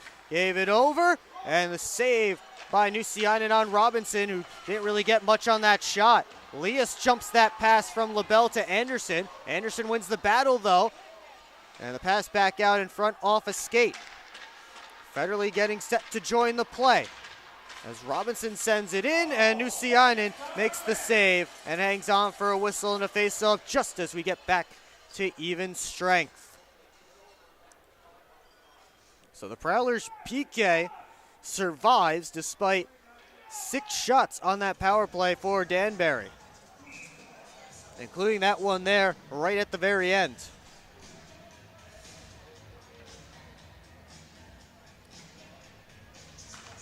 See if we can get some even strength play in this game as Parsons tried to slide it up to Vaughn, who chopped it along. Still in the Prowlers zone as they dig away in front of the bench. Sim able to slide it out, lost his stick on the hit. Rucky spins it to Bedard. Cross corner dump. This one moved up the wall. Van Durkin taken in by Sim. And now Petroditsin playing it in the corner. 2 hat tricks down there. Frolov wins the puck, and he sent it on goal from right there. And it's held on to by Valtteri Nusiainen. Hat tricks restore their 2-goal lead. 9:31 left to go in the Hungry Howie's second period. You're watching Port Huron Prowlers hockey on the PHP Network. See that? That's what 100% mozzarella looks like. What dough made daily looks like. What fresh ingredients and 8 irresistible flavored crusts on pizza cooked to perfection looks like. It's so much flavor, we don't even know if it's legal to have this much flavor. Now you can get that famous flavor for only $8.99. Wait, a large one-topping pizza for $8.99? That's a deal. It's a steal. No, it's a crime. Just $8.99 for a one-topping pizza full of our famous flavor. Now that's how we do a deal. Hungry? Howie's! SMR Automotive Systems is part of the Motherson Group and a proud community sponsor of the Port Huron Prowlers. We are one of the largest manufacturers of rear-view mirrors for passenger vehicles in the world, with local plants in Port Huron and Marysville. We strive to support our local communities and have positions available for various abilities and experience. Find out more about who we are at smr-automotive.com.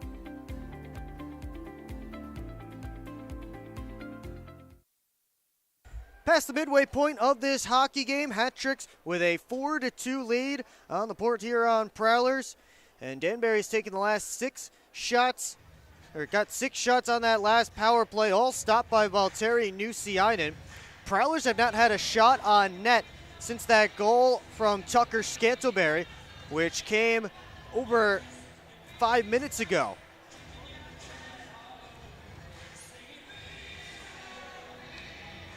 Port Huron will try and get themselves back to a 1-goal game again as they continue to make the hill taller for themselves every time they start to climb it. Gonzalez retreating into his own end, watched by James. That one slipped through everybody, ran into Parsons' stick. Petroditsin to Matt Graham. Steps past Ruiz. Graham in front, kicked off of McCullum's left pad. Ruiz up to Woolley. He dumps it in. Petroditsin chased by Ratcliffe as he gets to the puck first. He leaves it for Graham there. And now Federley batting that one up in the air, and he's finally able to dump it in. McCullum rims it up this way, right into Graham. It bounced away from him. Now Ben Durkin to Gamzatov. Van Durkin hustling to join him as Gamzatov dumps it in. And they'll blow this one dead.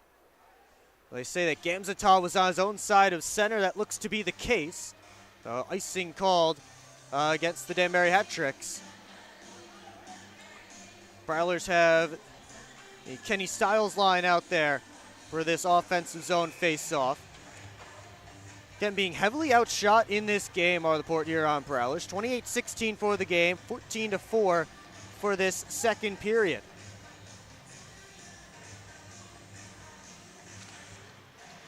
Face-off ends up in the corner. Bedard taken in by Chartrand. Frolov off the glass all the way down. And that will go for another icing. 8:21 now on the clock for period number 2. Again, plenty of time for the Prowlers to get something back here.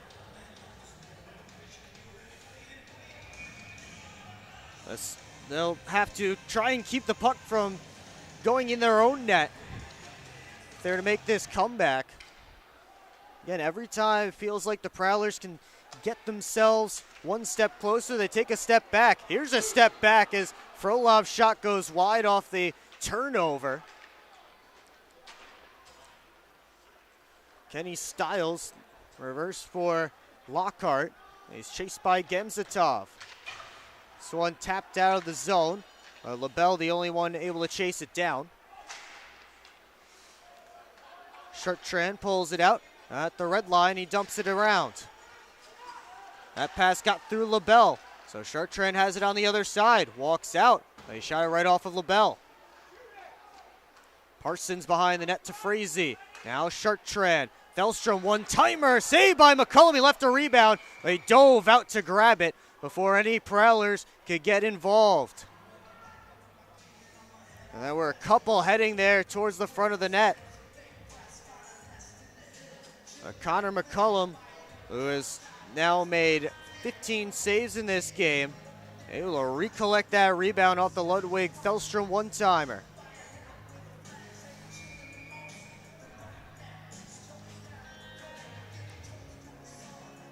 Tristan Sim will take this face-off against Alexander Vasilyev. Sim wins it back. Thelstrom working on a stickless Anderson, who's able to pick his twig back up. That shot got through. McCullum thought he might have had it, but instead bounced to the wall. Glove down by Anderson.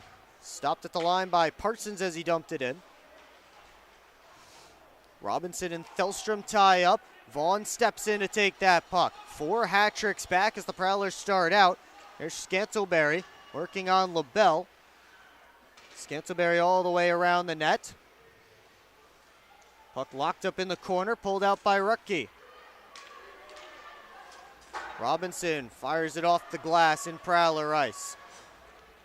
Bounced up towards Vaughn, ends up on Scantlebury's tape. He works in all by himself, and the puck just poked out of the zone before Vaughn brought it back in. And now Scantlebury locked up with Gonzalez. LaBelle and Vaughn in there as well, as everybody separates.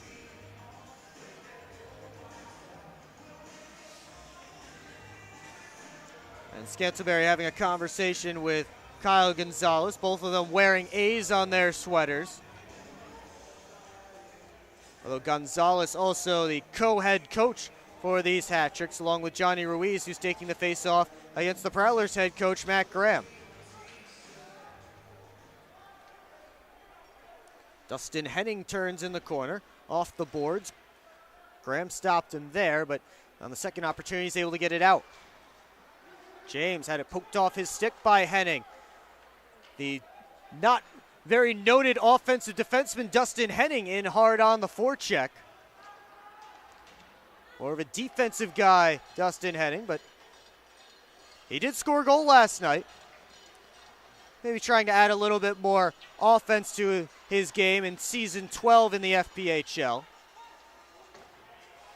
As Ruiz had his stick lifted by James. Now Federley with a chance. Backhander over top of the cage. Gonzalez to Ratcliffe. Now across to Woolley. Stiles got it ahead of Woolley. He gives it to Johnson. Head up. Long range pass. Tipped in by Chartrand. McCullum out to play it. Up the glass. Kept in by Lockhart at the point. And he sent it off the back wall. Stiles and Gamzatov after it. They cancel out. Van Durkin couldn't get a pass through. Now he does. And then Lockhart steps in front of a pass. Here's Brent Lockhart on a breakaway, and he just mishandled the puck. Now Chartrand following it up. Had his shot go off a stick and out of play. As Brent Lockhart with a perfect read in the neutral zone to give himself a golden opportunity, just lost the handle as he went to shoot it. And he's certainly frustrated down there on the Prowler bench. He was that close to getting a good chance to pull his team back within one, but couldn't even register a shot on net.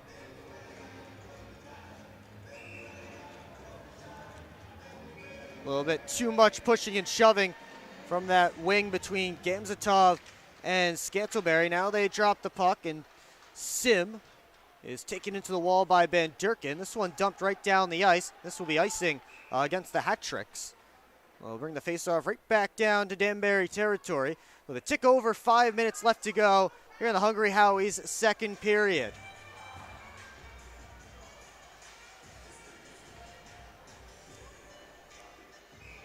Van Durkin and Sim once again on the faceoff. One back to McCullum, and he hangs on and covers up for a whistle and a faceoff. That only took 2 seconds, but it's enough to send us to a timeout. You're watching Port Huron Prowlers hockey on the PHP Network. Explore the 140 miles of stunning shoreline along Lake Huron. That is Michigan's Thumb Coast. Discover charming coastal towns, serene beaches, and endless outdoor adventures. Stay at cozy hotels, paddle through pristine blue waters, and hit the fairways along breathtaking views. Plan your perfect getaway at bluewater.org. We're on a mission to feed the future by helping farmers worldwide be more resilient, more productive, more sustainable for generations to come. Corteva Agriscience. Keep growing. Hi, welcome. I'm just checking in, and I have a service animal. Service animal?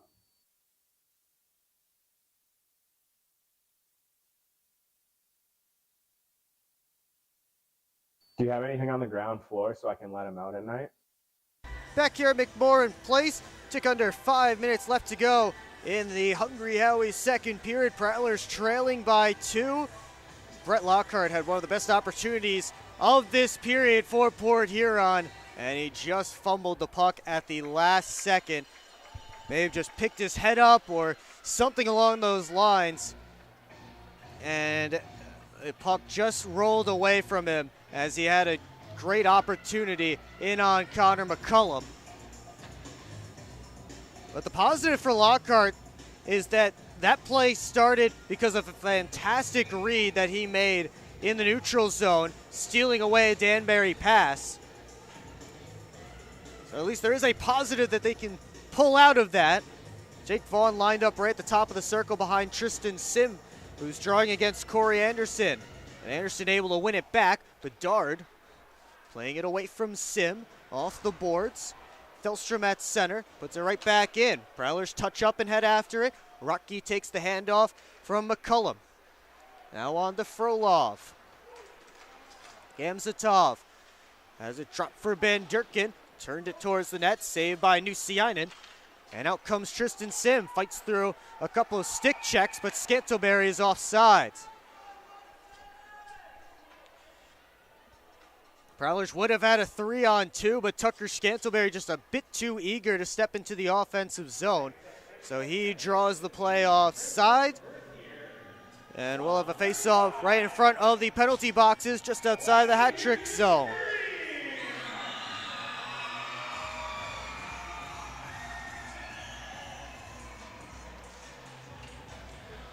Vasiliev able to get the face-off to the wall. Zinchenko bounces it off the boards in deep.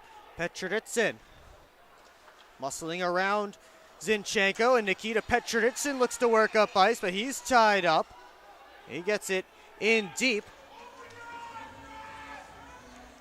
This one slides back out to Petrovitsin. He bounces it back around. Federley had it knocked away by LaBelle. Zinchenko almost lined up there, had to sidestep a hit from Adam Heinzel. Vasiliev lost the puck at center. In comes Federley with Graham. He floated on net right into McCullum's catching glove. No rebound. As a meeting of the minds begins again at the Danbury crease.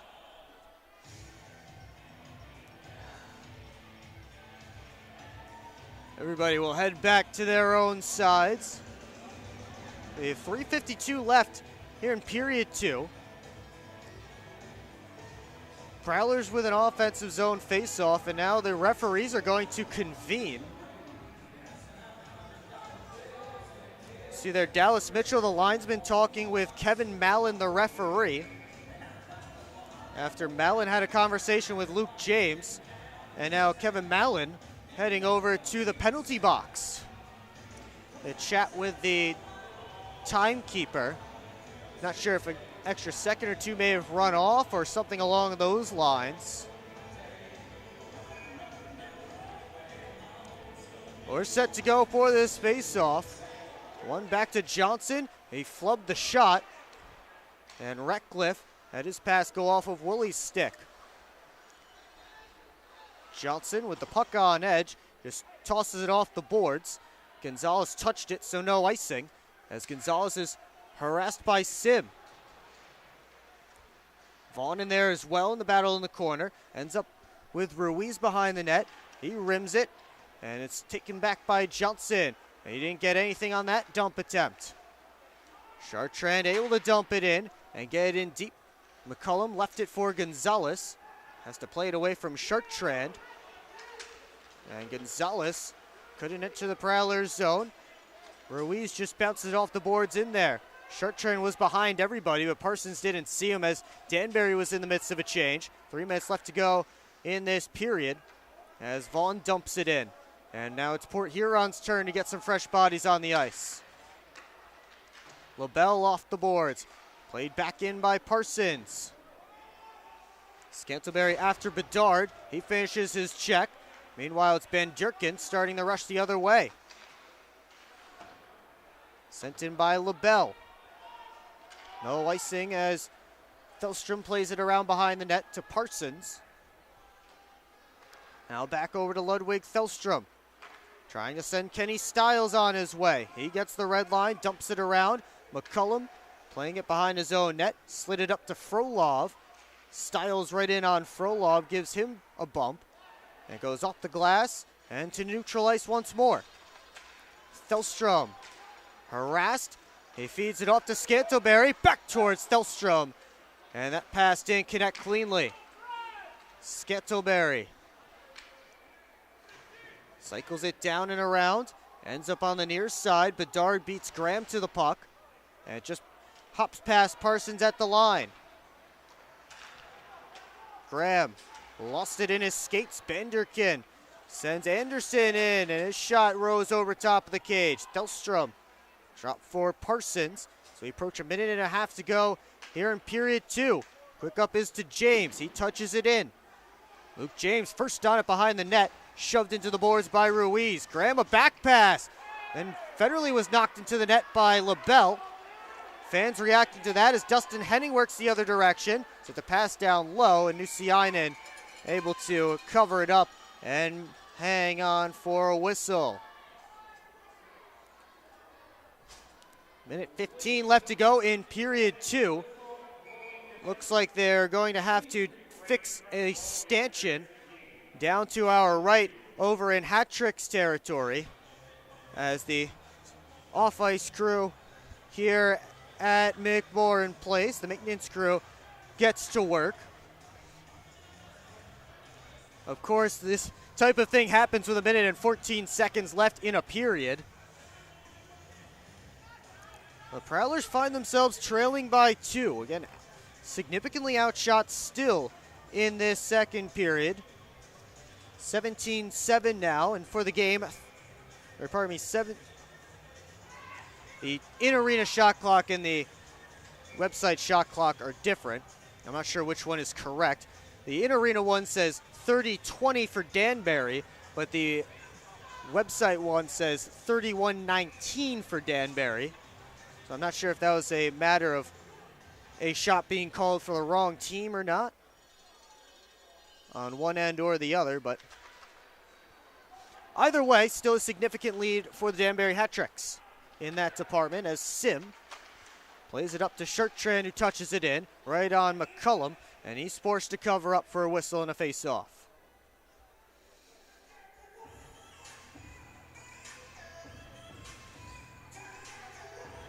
Coming up in the Moses Roses smoke break, second intermission.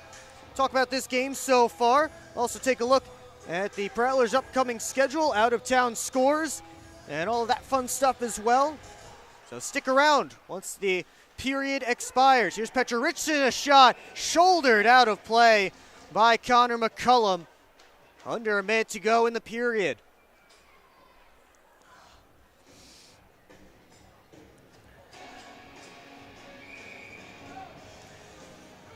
Nikita Petroritsin still searching for his first pro goal. That was his first shot of the season, at least recorded shot of the season, officially. And they actually gave it to Daniel Chartrand, so maybe not. See if they give that to Nikita Petroritsin. This one floated towards the net. Gonzalez was tied up with Federley, so he couldn't grab it on the other side. Instead, it comes harmlessly to Nusiainen, who hangs on for a whistle and a face-off.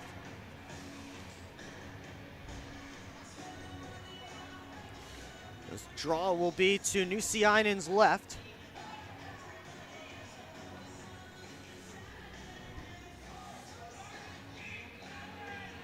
Graham and Ruiz to take it. 45.1 on the clock. Ruiz won it forward in front, and they score. It caromed in. Not sure if that will be Ruiz's goal or Woolley's, but Johnny Ruiz with a perfect offensive zone face-off to make it 5-2 Danbury. It looks like it will be Ruiz, and it went off a Prowler on the way in. Ruiz could not have drawn that up more perfect as he walked that face-off forward and slid it in front. Went off of one of the bodies on the back door. And then you talk about a tough way to end a tough period for the Port Huron Prowlers. Clock has not started. Hat Tricks are yelling about it on their bench. Finally, they do begin the clock. It's about 10 seconds behind my clock. It is Ruiz unassisted on that goal, as Stiles got tied up with Bedard away from the puck. Rutke, quick up. Johnson came flying in to make a check. And then Nusiainen sweeps that one to the corner. Ruiz back to the net and went off the side of the cage. Final 10 seconds ticking off of this period, and it looks like they'll just kill it, as that will be it for the second period. There were 10 seconds. There's a 10-second delay between the clock starting and play beginning, so that is why they are calling it now. But it is 5-2 for the Danbury Hat Tricks through the end of 40 minutes. Shots on goal favoring Danbury 33-20. And they won the shot battle in that period at 19-8. Well, coming up again in the Moses Roses smoke break, second intermission report. We'll chat about what's going on in this game so far, see if there could be a path back to even for the Port Huron Prowlers.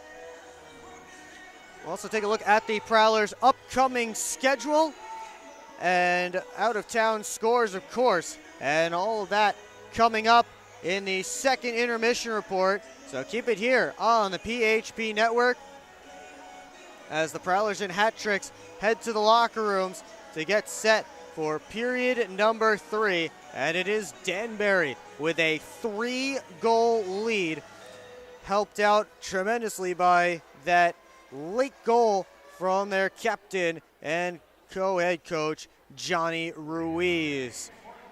Now we'll see if the Prowlers have a comeback in them, but they are staring up at a steep mountain. And again, we'll get more into all of that when we get to the second intermission report coming up on the other side of this break. Well, secure your seats for the Prowlers' next home game on Friday, December the 13th, as they host the Motor City Rockers. And it will be CL Spirit Night here at McMorran Place, celebrating the dance studio that hosts the Prowler Spirit. So be sure to get your tickets now, and you'll be able to bid on specialty CL Spirit jerseys. The one you see there is from last year. We've not seen the ones for this year quite yet, but when those are revealed, they'll be certainly be on the Prowlers social media. But you do have to be in the building to get a special CL Spirit Night jersey. So you can get your tickets now at phprowlers.com/tickets, by phone at 810-985-6166, or by scanning the QR code on your screen now. That's online at phprowlers.com/tickets, by phone at 810-985-6166, or by scanning the QR code on your screen now to be part of the Prowlers' 10th anniversary season. Port Huron in a hole through 40 minutes. We'll see if they can climb out of it, as the intermission report is next here on the PHP Network. Hi, welcome. I'm just checking in, and I have a service animal. Service animal?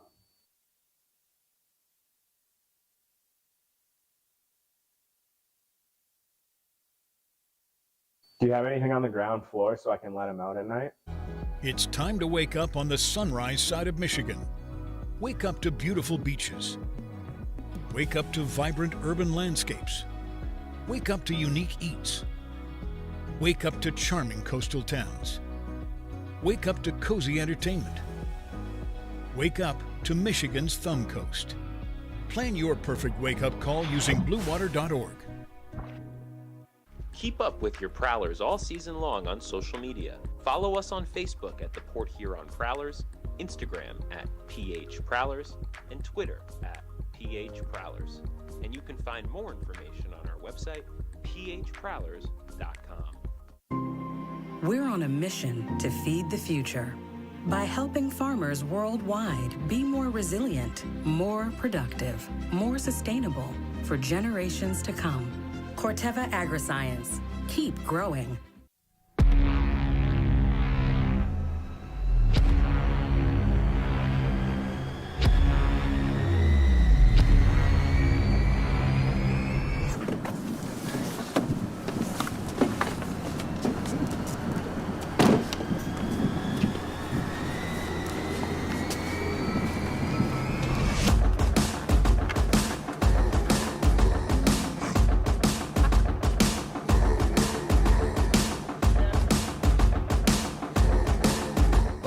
They're seriously not even that much better than you.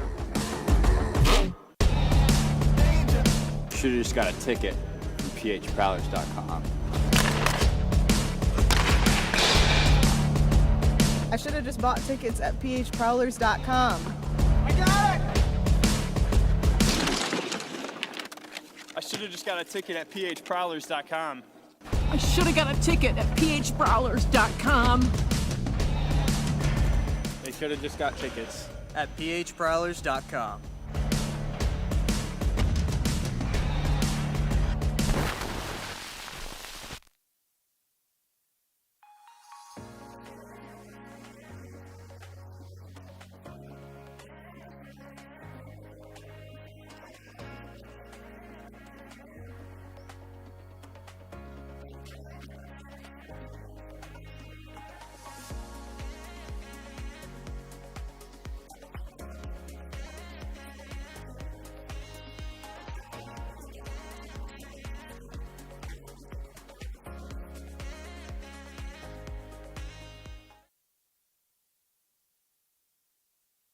They're cleaning up the Chugga Pucks here at McMorran Place. Prowlers trailing the Danbury Hat-Tricks by a score of 5-2 through 40 minutes of play.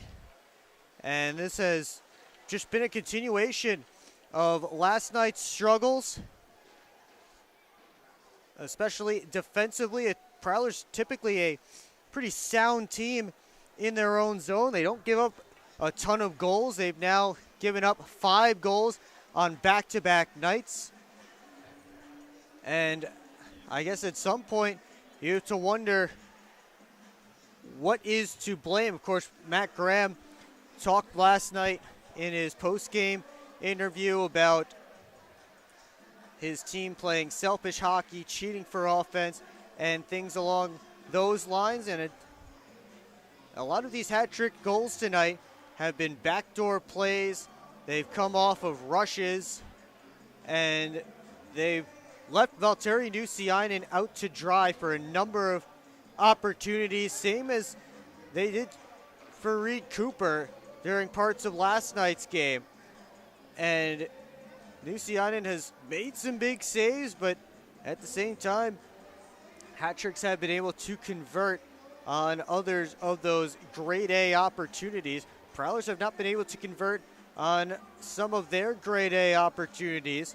But again, the offense is a thing that's certainly something that we've seen before from the Prowlers, a place that they have struggled throughout this season. The big difference here is that they're now also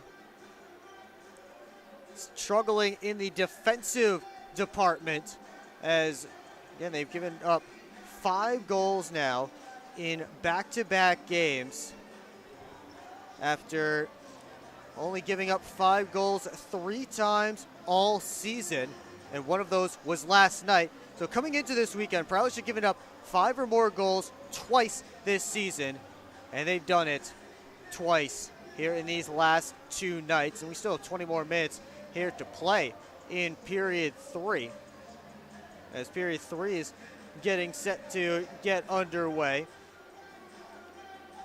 The last 2 times, again, before this weekend that they gave up 5 goals, one of them was an overtime game against the Binghamton Black Bears. They lost 5-4, and the other, and Valtteri Nusiainen was in net for that one. The other one was on November the 8th against the Hudson Valley Venom. They gave up 6 in that game, and that was Makar Sokolov in net, and he ended up not finishing that game in the net. But again, those were the only 2 games before tonight that the Prowlers had given up 5 or more goals, or before this weekend, and now they've done it in back-to-back nights. It's been Nusiainen and Cooper both in between the pipes for these 2 games. But again, there's a lot that has been left to be desired from the Prowlers from a defensive standpoint. I mean, you look at that Kyle Gonzalez goal. He gets behind everybody in a 4-on-4 situation. You look at the first goal of the game, hat-trick's pushed right up ice. It's a backdoor play to Noah Robinson. You look at that Ruiz goal as he was just able to step past Matt Graham in the face-off circle and slide that puck in front as he won the face-off forward.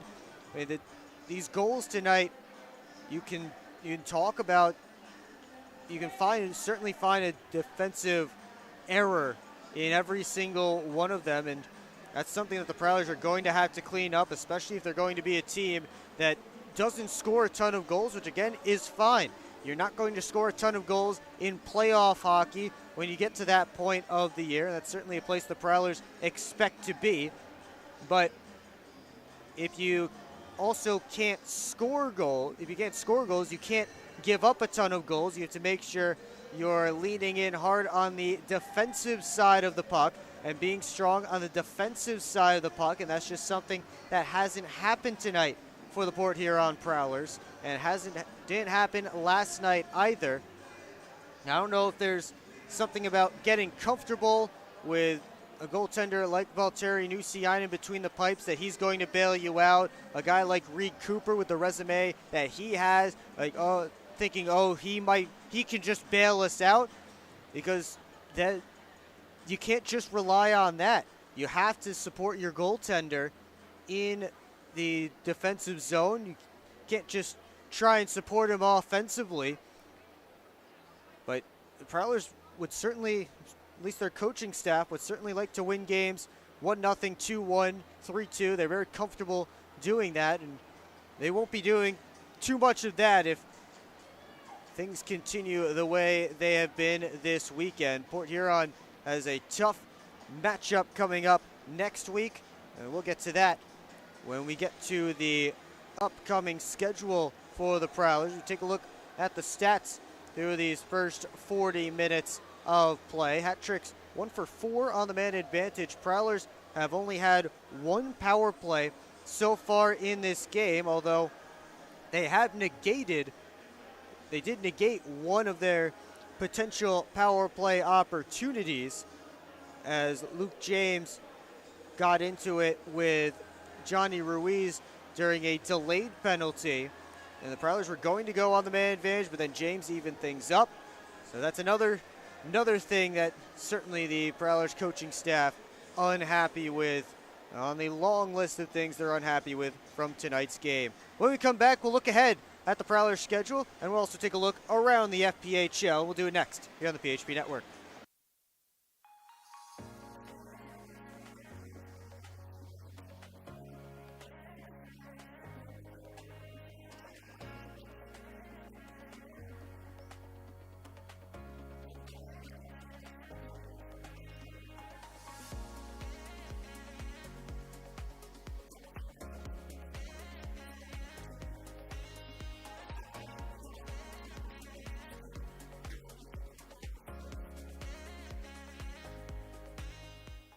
Hi, welcome. I'm just checking in, and I have a service animal. Service animal?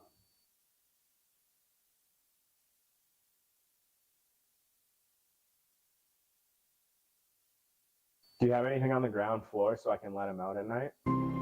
We're on a mission to feed the future by helping farmers worldwide be more resilient, more productive, more sustainable for generations to come. Corteva Agriscience. Keep growing.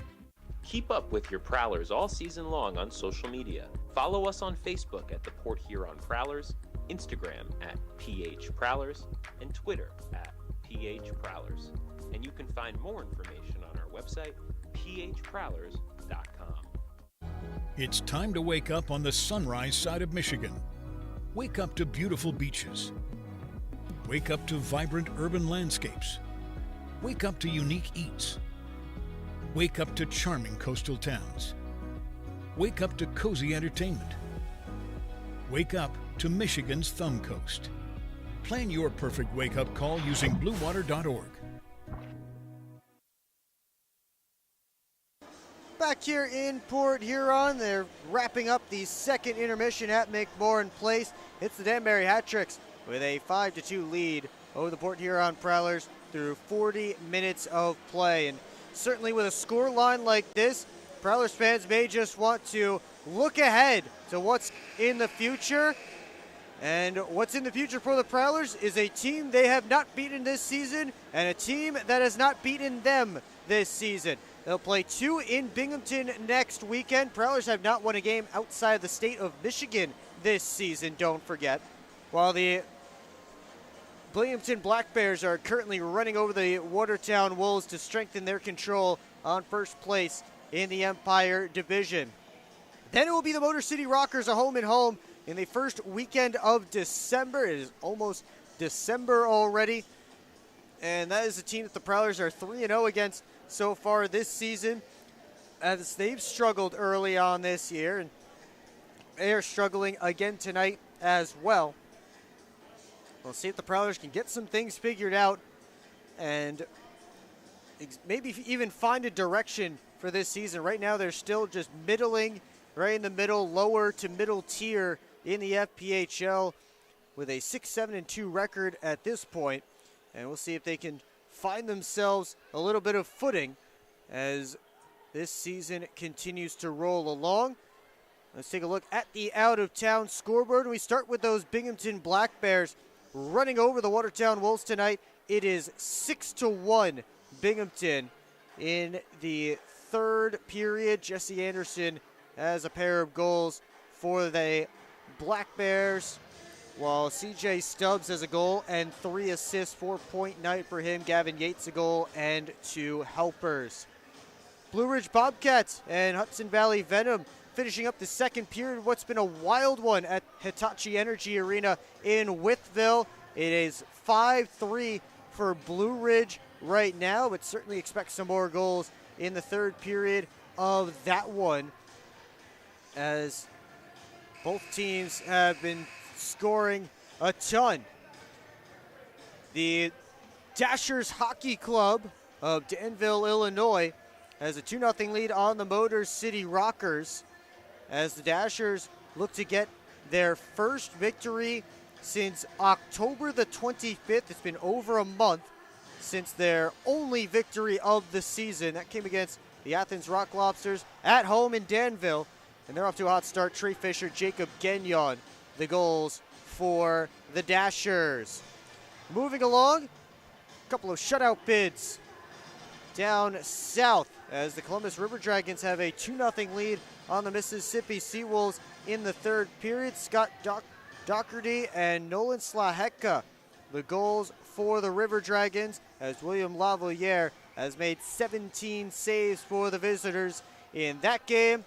Meanwhile, the Baton Rouge Zydeco are up 3-0 through 20 minutes in Monroe over the rival Moccasins. Elijah Wilson, Ethan Matcham, and Gehrig Lindberg have found the back of the net for Baton Rouge. Of course, here it is 5-2 in favor of the Danbury Hat Tricks, as both teams start to take the ice for period number 3.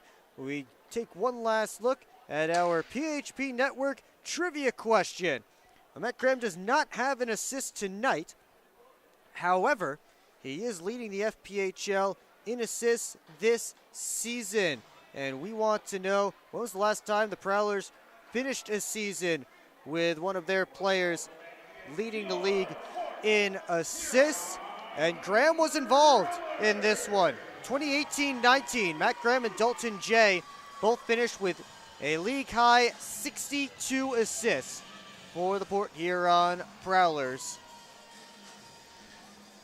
So that is tonight's PHP Network trivia question, as Connor McCullum is set in the goal crease to our left, getting one last drink of water as he has stopped 19 of 21 shots so far tonight, while Terry Nusiainen taking a lap to the corner down to our right. He has made 27 saves on 32 shots. Let's see what the Prowlers have here. Let's see what kind of fight that they can produce, trailing by 3 in the final 20 minutes in front of a home crowd. They were very good at home to begin this season. Won 5 of their first 6 home games, but now staring down the barrel of dropping 2 straight as we're underway here in period 3. And need I remind you that the Hat-Tricks have yet to win back-to-back games at any point this season. Prowlers quickly offsides just 9 seconds into the Scholes family McDonald's third period. Well, the Hat-Tricks trying to get some momentum, and if they hang on to this lead, they will take over third place in the Empire Division, take it away from the Prowlers. And the Prowlers have iced the puck now, so 17 seconds gone in period 3, and already an offsides and an icing charge to Port Huron.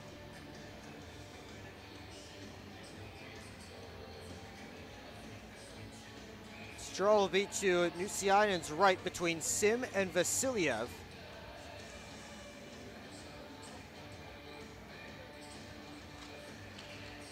Push back to the point. LaBelle down and around. Robinson continues the cycle. Nobody was looking at the puck. Finally, Parsons and Vasiliev head after it. And Vasiliev comes out of the corner with it. Out to LaBelle. Tried to send it on net. Ended up on Sims' tape. Sims couldn't move it up to a teammate, and LaBelle fires it back in. Thelstrom almost had his pocket picked by Robinson. Sim is down in the neutral zone. I was following the puck. I didn't see what happened. He dropped his stick and is now on the Prowlers bench. Again, I didn't see what happened away from the play. And we didn't get it on our camera either, unfortunately, as it was in the neutral zone while the puck was in the Prowlers' end.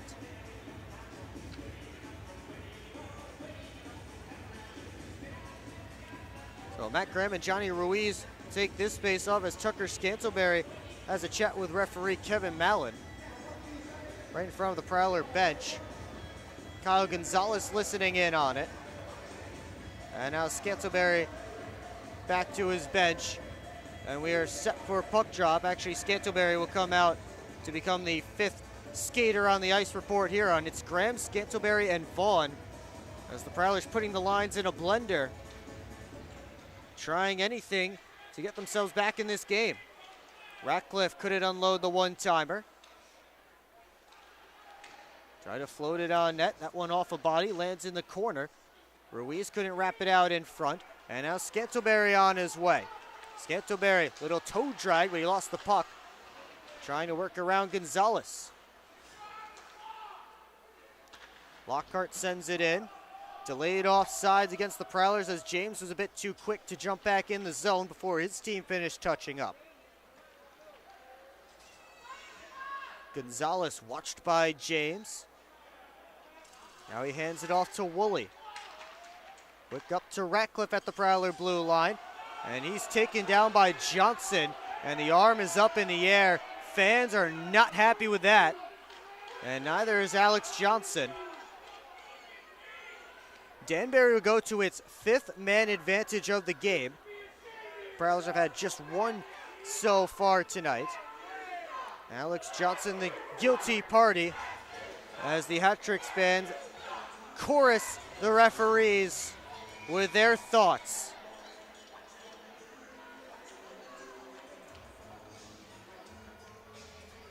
Anderson has his unit out there for the Hat Tricks, hooking officially the call against Johnson. This one walked and fired by Robinson right into Lucianen's catching glove for a whistle and a face-off.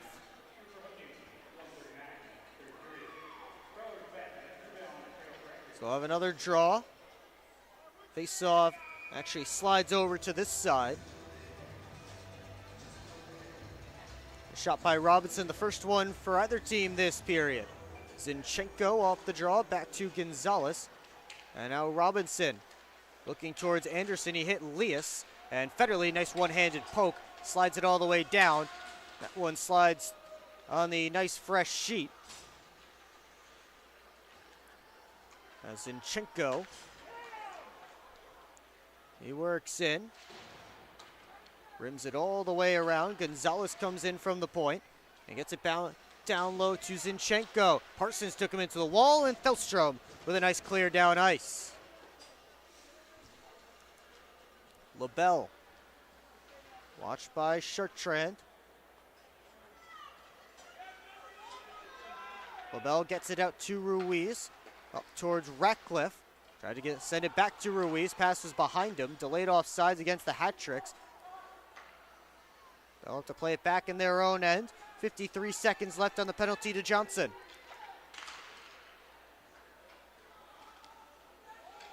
Vasiliev reacted to a bit of a slash there from Federley. Nothing is being called.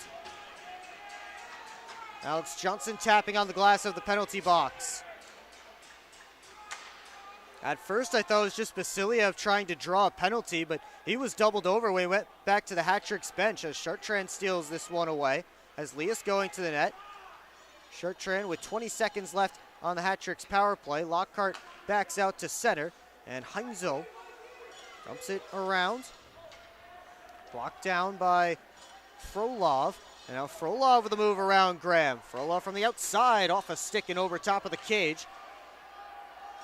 Bedard down towards Gamzatov. Zinchenko's shot off a stick and out of play just as Johnson steps out to even things up. We're on ice manpower. 16-19 left in this third period. Hat Tricks 1 for 5 on the man advantage so far in this game.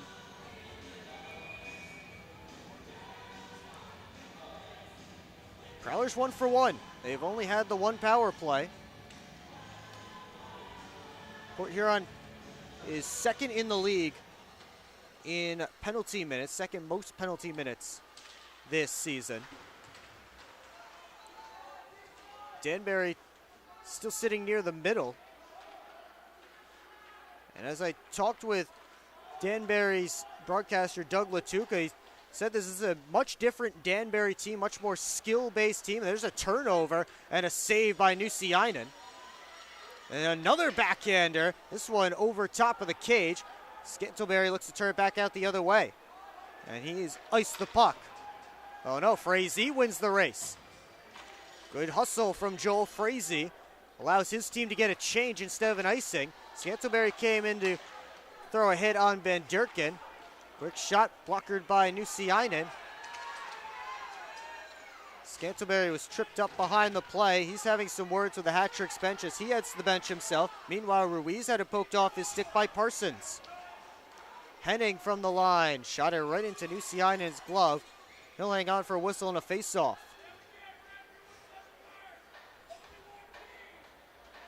The Prowlers will have a defensive zone drawn.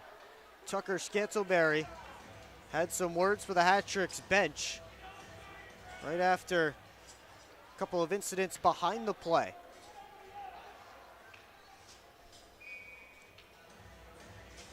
Everybody all squared away now for this face-off. Ruiz wins it back. Heading shot hit a body on the way through. Here comes Lockhart.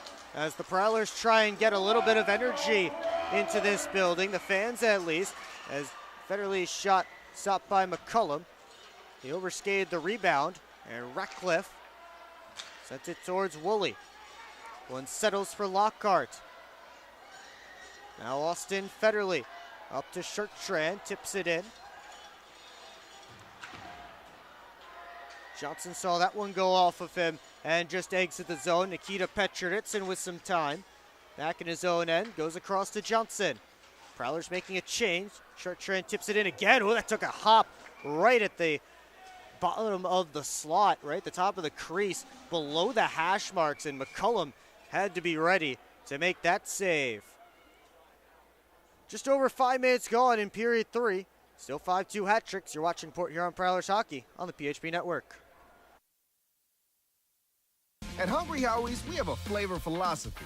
It's that you deserve to mix and match the most delicious flavor you've ever had with even more of the most delicious flavor you've ever had. But how can you mix and match the most delicious flavor twice at the same time? Well, we're not in the business of logic. We're in the business of blowing your flavor-loving mind with flavor upon flavor. Philosophize on that. Get any 2 items on the mix and match menu, including the 2-topping flatbread pizza for $6.99 each. Hungry? Howie's!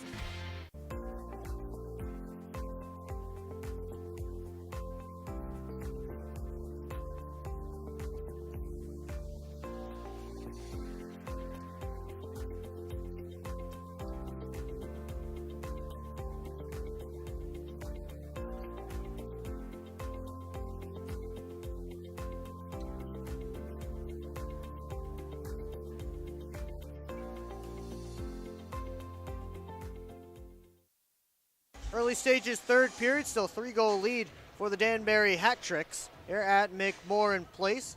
Looking to win back-to-back games for the first time this season.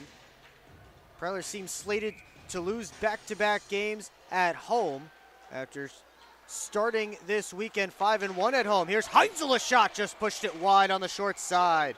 Now Petrovitsin to Scantlebury, back into the zone all the way around the net. Spinning away from Bedard, tried to tuck it, and McCullum had the pad on the post. Now Stiles will block up the pass on the first attempt by Frolov.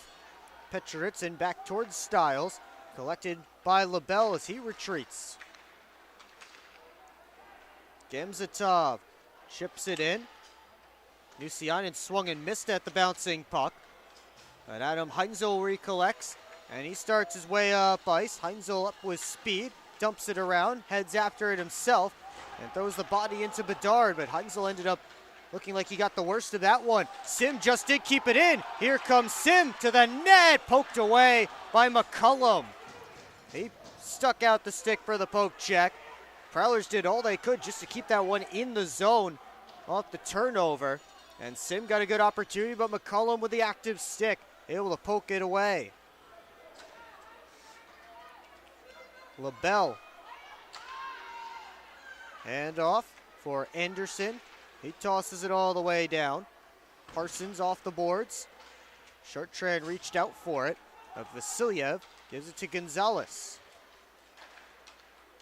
Rucky has Sim right on top of him. Forced to move it up the wall. Vaughn couldn't keep it in though. And Parsons has to play it back in his own end. Over to Thelstrom. Off the boards and down. Shertrand got a touch on it. No icing. Now Shertrand collects in the corner. His pass to Parsons, too hot to handle. Just been that kind of night for the Prowlers.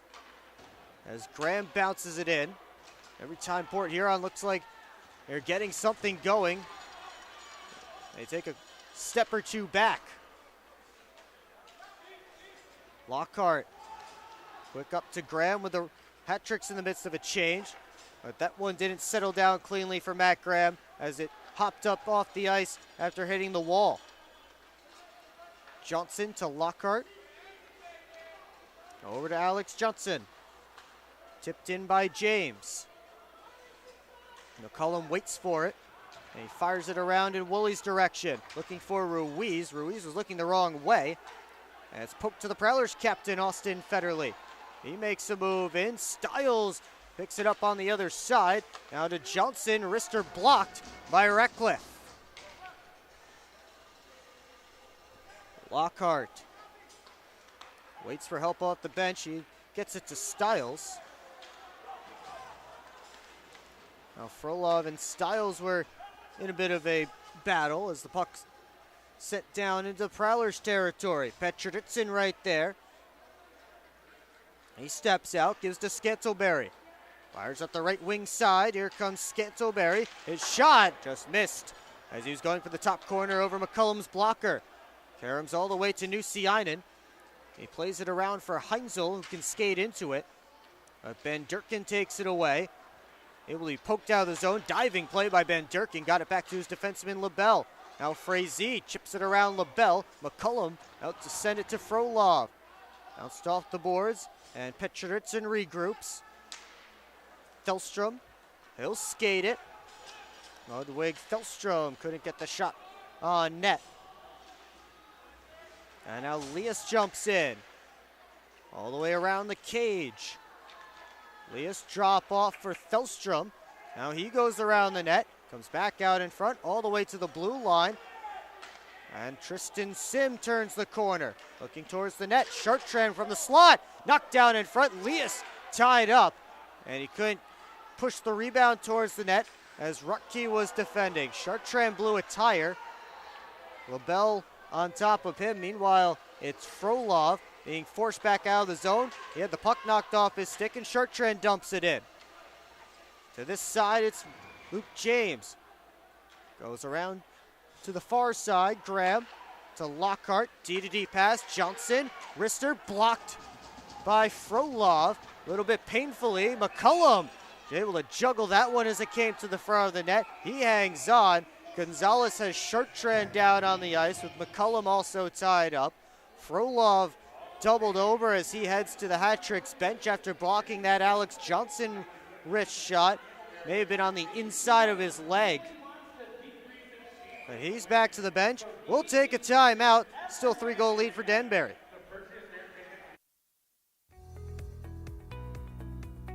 EDA, providing local business support for over 70 years.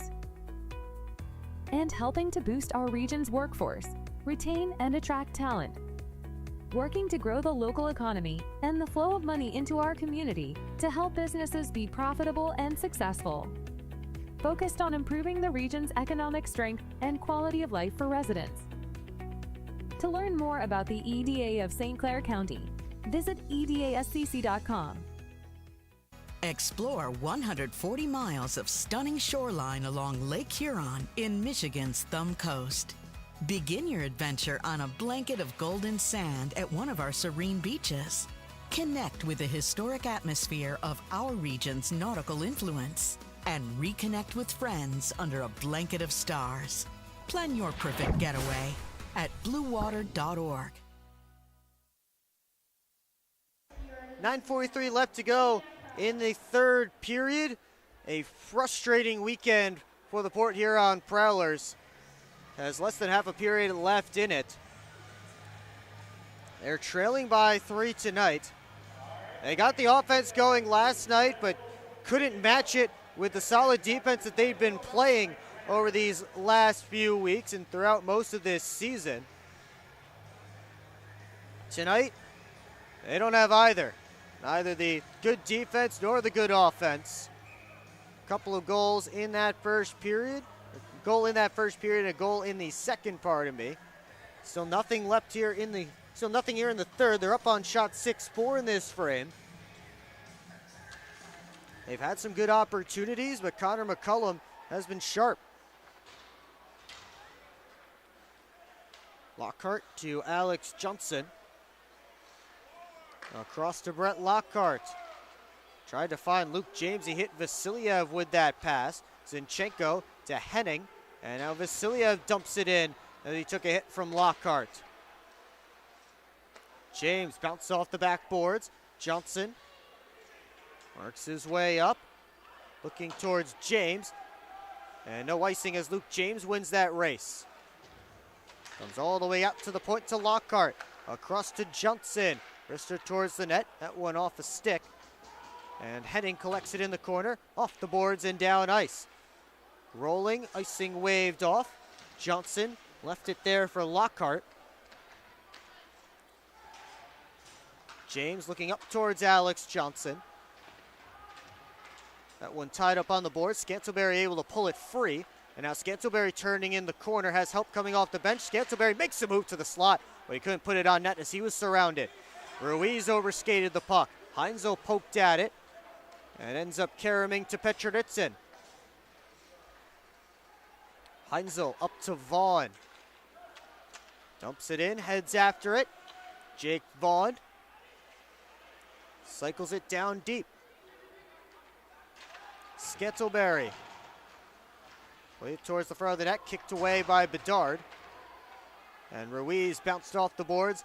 This one will go all the way down, and icing called against the Hat Tricks captain with just over 8 minutes left to go in period 3.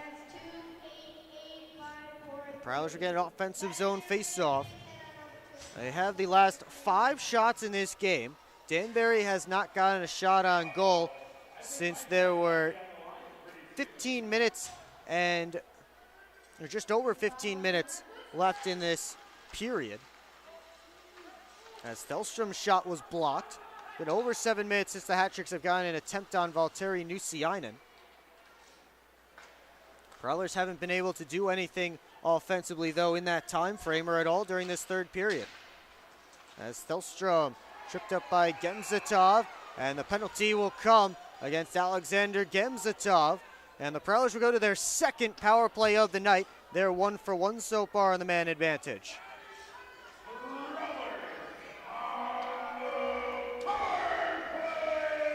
Joel Frazee has the power play goal for Port Huron. His unit not out there to start. Instead, it's Matt Graham with his unit out there. Prowlers assistant coach Evan Foley making an appearance tonight as he's running the lines down there on the bench. He sends out this unit to start. It's tied up off the faceoff. LaBelle grabs it, tries for a backhand clear, and it gets down ice. Johnson to Stiles, has to make a move. Johnson had to come back for that puck, and Ben Durkin steals it away. Here's Gonzalez up towards Zinchenko, bounced over his stick, but he'll take that. That's as good as a clear. 30 seconds gone in the Prowlers power play, which hasn't gotten anything going yet, and that one was picked off by Zinchenko. Federley retreats into his own end. Port Huron starts to switch up their unit. Scantlebury, right wing side. He gets in. Down in the corner, around behind the net. Tucker Scantlebury pulls up. Down to Graham. Out to Scantlebury. He lost the handle. He slid it back down the boards, but the Hat Tricks able to clear it down ice. Nusiainen quick up to Chartrain with both teams changing. Chartrain dumps it all the way around. Henning left it behind, and then Frazee tried to pass to the point. Nobody home.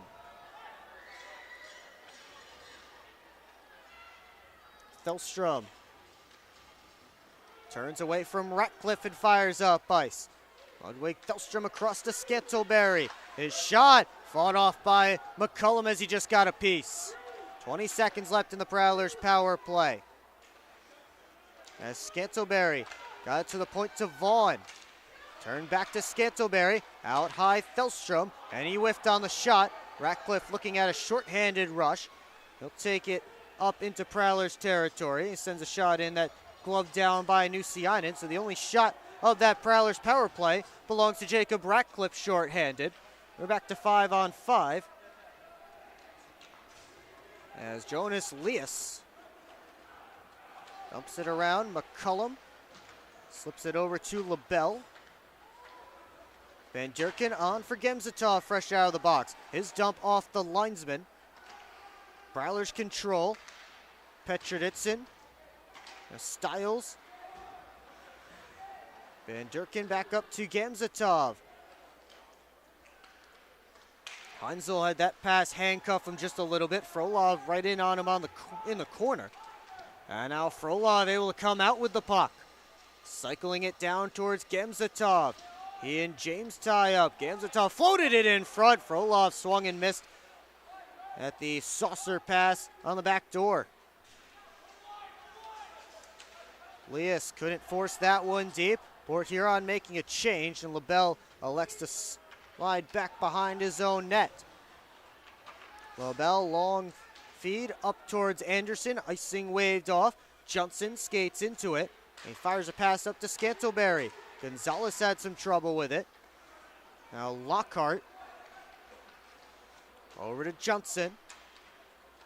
He works his way in, gets a shot off, and it's gloved and held by Connor McCullum. 4:13 left in regulation, but the Prowlers still trailing by 3. You're watching Port Huron Prowlers hockey on the PHP Network. SMR Automotive Systems is part of the Motherson Group and a proud community sponsor of the Port Huron Prowlers.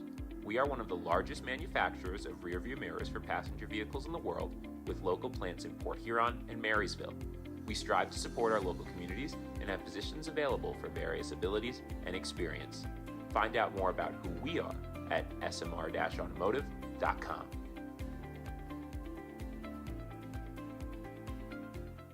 Welcome to McDonald's. How may I help you? Can I please get a big... What I need from you is a chicken Big Mac. A chicken Big Mac? That's not a Big Mac. Actually, it is. It's not a Big Mac. Chicken Big Mac? 2 chicken bags, special sauce, lettuce, cheese, and pickles on a sesame seed bun. Enjoy. The chicken Big Mac. It's not a Big Mac. Ba-da-ba-ba-ba. We invite you to tune into our next broadcast on Friday, December the 6th, when the Prowlers visit the Binghamton Black Bears. Puck drop is scheduled for 7 p.m. and the pregame show starts at 6:45. It's all right here on the PHP Network. That's right, December begins tomorrow. Now get your Christmas shopping going. You can find some great gifts at the Prowlers team store online at prowlersmerch.com.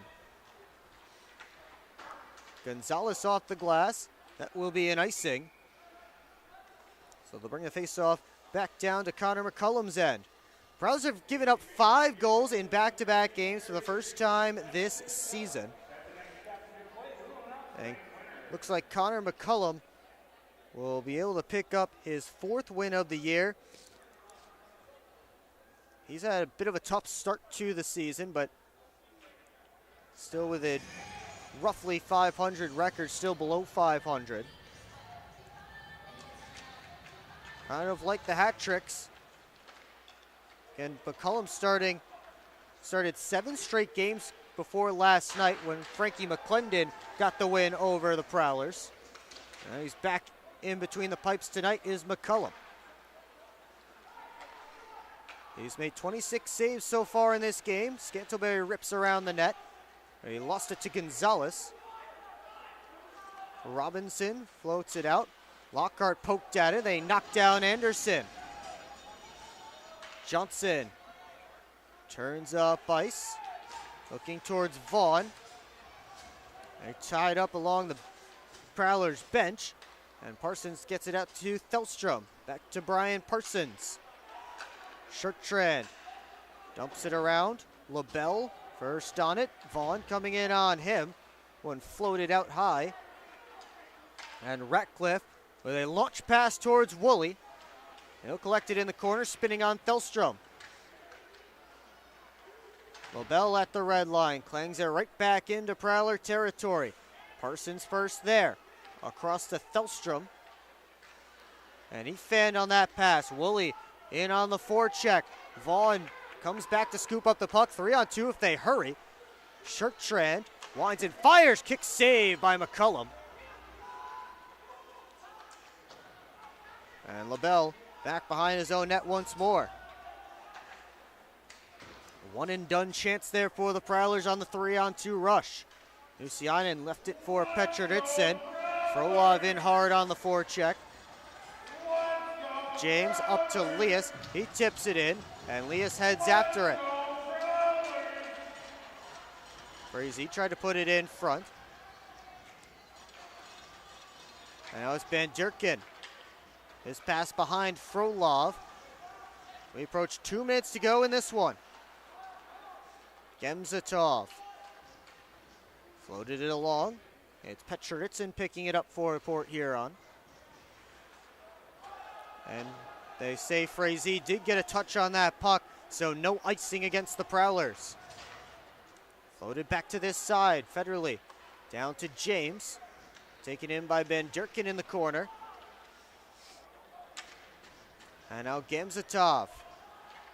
Off the glass and out. Petrovitsin looks to turn it right back up. Gives it over to Heinzel. Back towards Nikita Petrovitsin. Federley ended up intercepting that pass. And now Austin Federley gave it across to Scantlebury. Outside try and a save by McCullum. Graham baseball swung at it, but he missed. 2-on-1 for the Hat-Tricks. Robinson shot it wide. Henning off the glass. And now Henning comes back into that puck as he dumps it back in again. We hit the final minute of play here in period 3. And it looks all but likely, or all but certain at this point, that the Hat-Tricks will take over third place in the Empire Division after sweeping the Port Huron Prowlers in their post-Thanksgiving meetings as Scantlebury's shot knocked down by McCullum. Johnson walks the line. Over to Lockhart. Shot on net. Save the rebound. Styles just didn't get much on it. As he swung at the loose puck coming towards him. Lockhart, with the final 19, gave it away to Ruiz at center. Johnson takes a look at the clock. Reverse for Lockhart in the final 10. Scantlebury will try one more rush. He works into the net. Couldn't get it to go. Styles played it off a body, and that will do it as the Danbury Hat-Tricks get the victory tonight in Port Huron by a final score of 5-2. And the Hat-Tricks sweep the 2-game set against the Port Huron Prowlers and take over third place in the Continental Division. They're up to 20 points this season. Hat-Tricks have won back-to-back games for the first time this year. Prowlers dropped their second straight home game. They were 6-1 in home games before yesterday this season. But they've dropped back-to-back. They've lost 2 straight. And now they'll have to head out onto the road towards Binghamton and outside the state of Michigan, where they have not won yet this season. But we do invite you to tune in to our broadcast that night. It'll be a 7 o'clock puck drop in Binghamton, 6:45 pregame show right here on the PHP Network as the Prowlers salute their fans.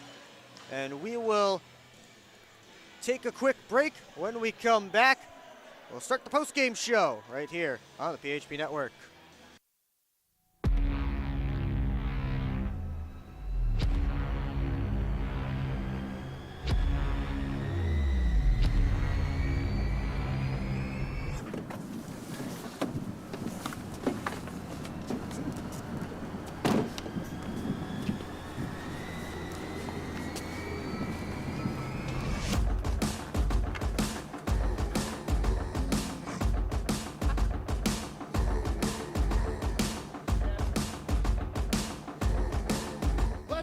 They're seriously not even that much better than you.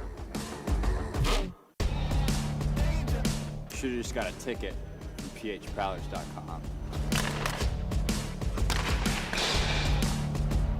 I should have just bought tickets at phprowlers.com. I got it! I should have just got a ticket at phprowlers.com. I should have got a ticket at phprowlers.com. They should have just got tickets at phprowlers.com.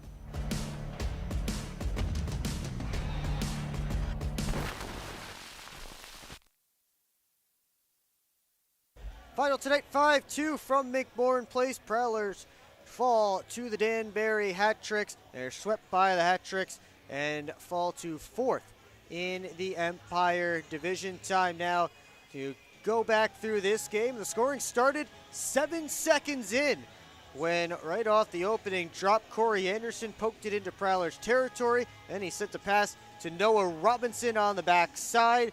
And 7 seconds in, Danbury was off and running, and that set the tone for this game. As a few minutes later, Connor Woolley picked up a goal after Johnny Ruiz sent a pass off pad, as they say, as his shot off of Valtteri Nusiainen's right pad kicked right out to Woolley on the 2-on-1, and Woolley able to put it home. Made 2-0 at that point, but Joe Frazee got one back for the Prowlers as Ludwig Thelstrom took a handoff from Nusiainen. He went coast to coast and set the pass in front for Frazee, cut the deficit in half. Power play goal, his third in as many games for Joel Frazee on the man advantage, as he's been able to put the puck in the back of the net, at least early on in his Port Huron Prowlers career. 3 minutes later, Prowlers gave it right back on a 4-on-3 power play. Johnny Ruiz found Alexander Vasiliev all by himself at the top of the crease, and Vasiliev put the puck home, his first in the FPHL, first as a Danbury hat trick. That made it 3-1 heading into the break. In that second period, Tucker Scantleberry danced his way into the offensive zone, and then he picked the top corner over Connor McCullum's glove. Made it 3-2 Danbury. As I alluded to a couple of times during the broadcast, felt like every time the Prowlers took a step forward, they then took a step or two back. As 2 minutes later, pardon me, it was 4-on-4. Johnny Ruiz sent a pass to Kyle Gonzalez, and Gonzalez got behind all of the Prowlers, and he came in on a breakaway, made a couple of moves, and beat Nusiainen to make it 4-2 at that point. Looked like we might head into the intermission and get to the third period with just a 2-goal deficit for the Prowlers, but in the final minute of that second frame, Ruiz won a face-off forward, and he slipped it in front, ended up going off of a Prowler and into the back of the net as he just tried to push it to the back side, and Ruiz picked up the goal, and that was the final goal of the game, as neither team able to find the back of the net in the third. A 5-2 final score tonight from McMorran Place. Your third star of the game, Josh LaBelle with 2 assists. Second star, Alexander Vasiliev with a goal and an assist. And the first star of the game tonight, Johnny Ruiz with that goal and 3 assists. When we come back, we'll take one last look at the out-of-town scoreboard and wrap this one up right here on the PHP Network.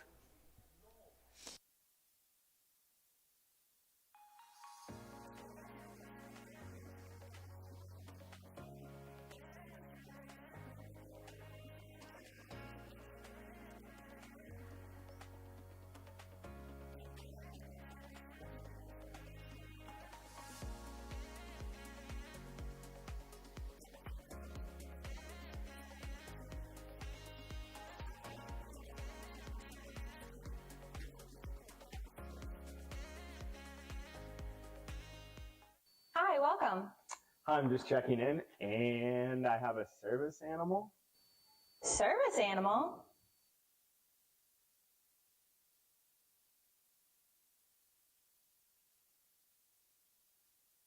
Do you have anything on the ground floor so I can let him out at night?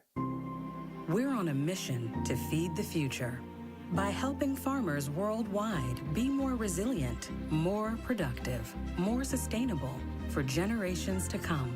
Corteva Agriscience. Keep growing. Keep up with your Prowlers all season long on social media. Follow us on Facebook at the Port Huron Prowlers, Instagram at PH Prowlers, and Twitter at PH Prowlers. And you can find more information on our website, phprowlers.com. It's time to wake up on the sunrise side of Michigan. Wake up to beautiful beaches. Wake up to vibrant urban landscapes. Wake up to unique eats. Wake up to charming coastal towns. Wake up to cozy entertainment. Wake up to Michigan's Thumb Coast. Plan your perfect wake-up call using bluewater.org. Will Wiggleman back here one final time on the PHP Network. Prowlers fall 5-2 to the Danbury Hat Tricks. Let's take one last look at the stats from tonight's game. Prowlers finished 1 for 2 on the power play. I guess officially 1 for 3 as Josh LaBelle picked up a tripping penalty as Tucker Scantleberry went to the net in the final seconds. Prowlers didn't get any kind of opportunity, obviously, to do anything with a power play as time had already expired, but for the stats purposes, it is 1 for 3, but I have it there as 1 for 2. Hat-tricks 1 for 5 on the man advantage. They outshoot the Prowlers 37-32. Connor McCullum with 30 saves tonight to pick up the victory. Valtteri Nuciani made 32 stops in the loss. So now let's take one last look at the out-of-town scoreboard. We have a final score, a dominant final score in Binghamton. Black Bears beat the Wolves 9-2. CJ Stubbs with a 4-point night. Tyson Kirkby back after a one-day stint with the Adirondack Thunder. He had 3 points. Jesse Anderson, a couple of goals for the Black Bears as they roll over the Wolves 9-2 and strengthen their hold on the top spot in the division. That's the Prowlers' next opponent, the Binghamton Black Bears. Still 5-3 in Wytheville as the Bobcats lead the Venom in the third. Motor City Rockers got 4 unanswered goals in that second period. Dashers got 1 back, but they are trailing 4-3 as they get set for period 3 in Danville, as the Dashers are searching for their second win of the season and first in over a month. Moving on, the Columbus River Dragons picked up the victory over the Mississippi Seawolves 3-1. Scott Doherty, picked up 2 goals. Ryan Hunter 2 assists in that game. Doherty hitting the empty net with 1 second left for his second goal of the night. And finally, the Baton Rouge Zydeco have a 4-2 lead on Monroe as they play in the second period.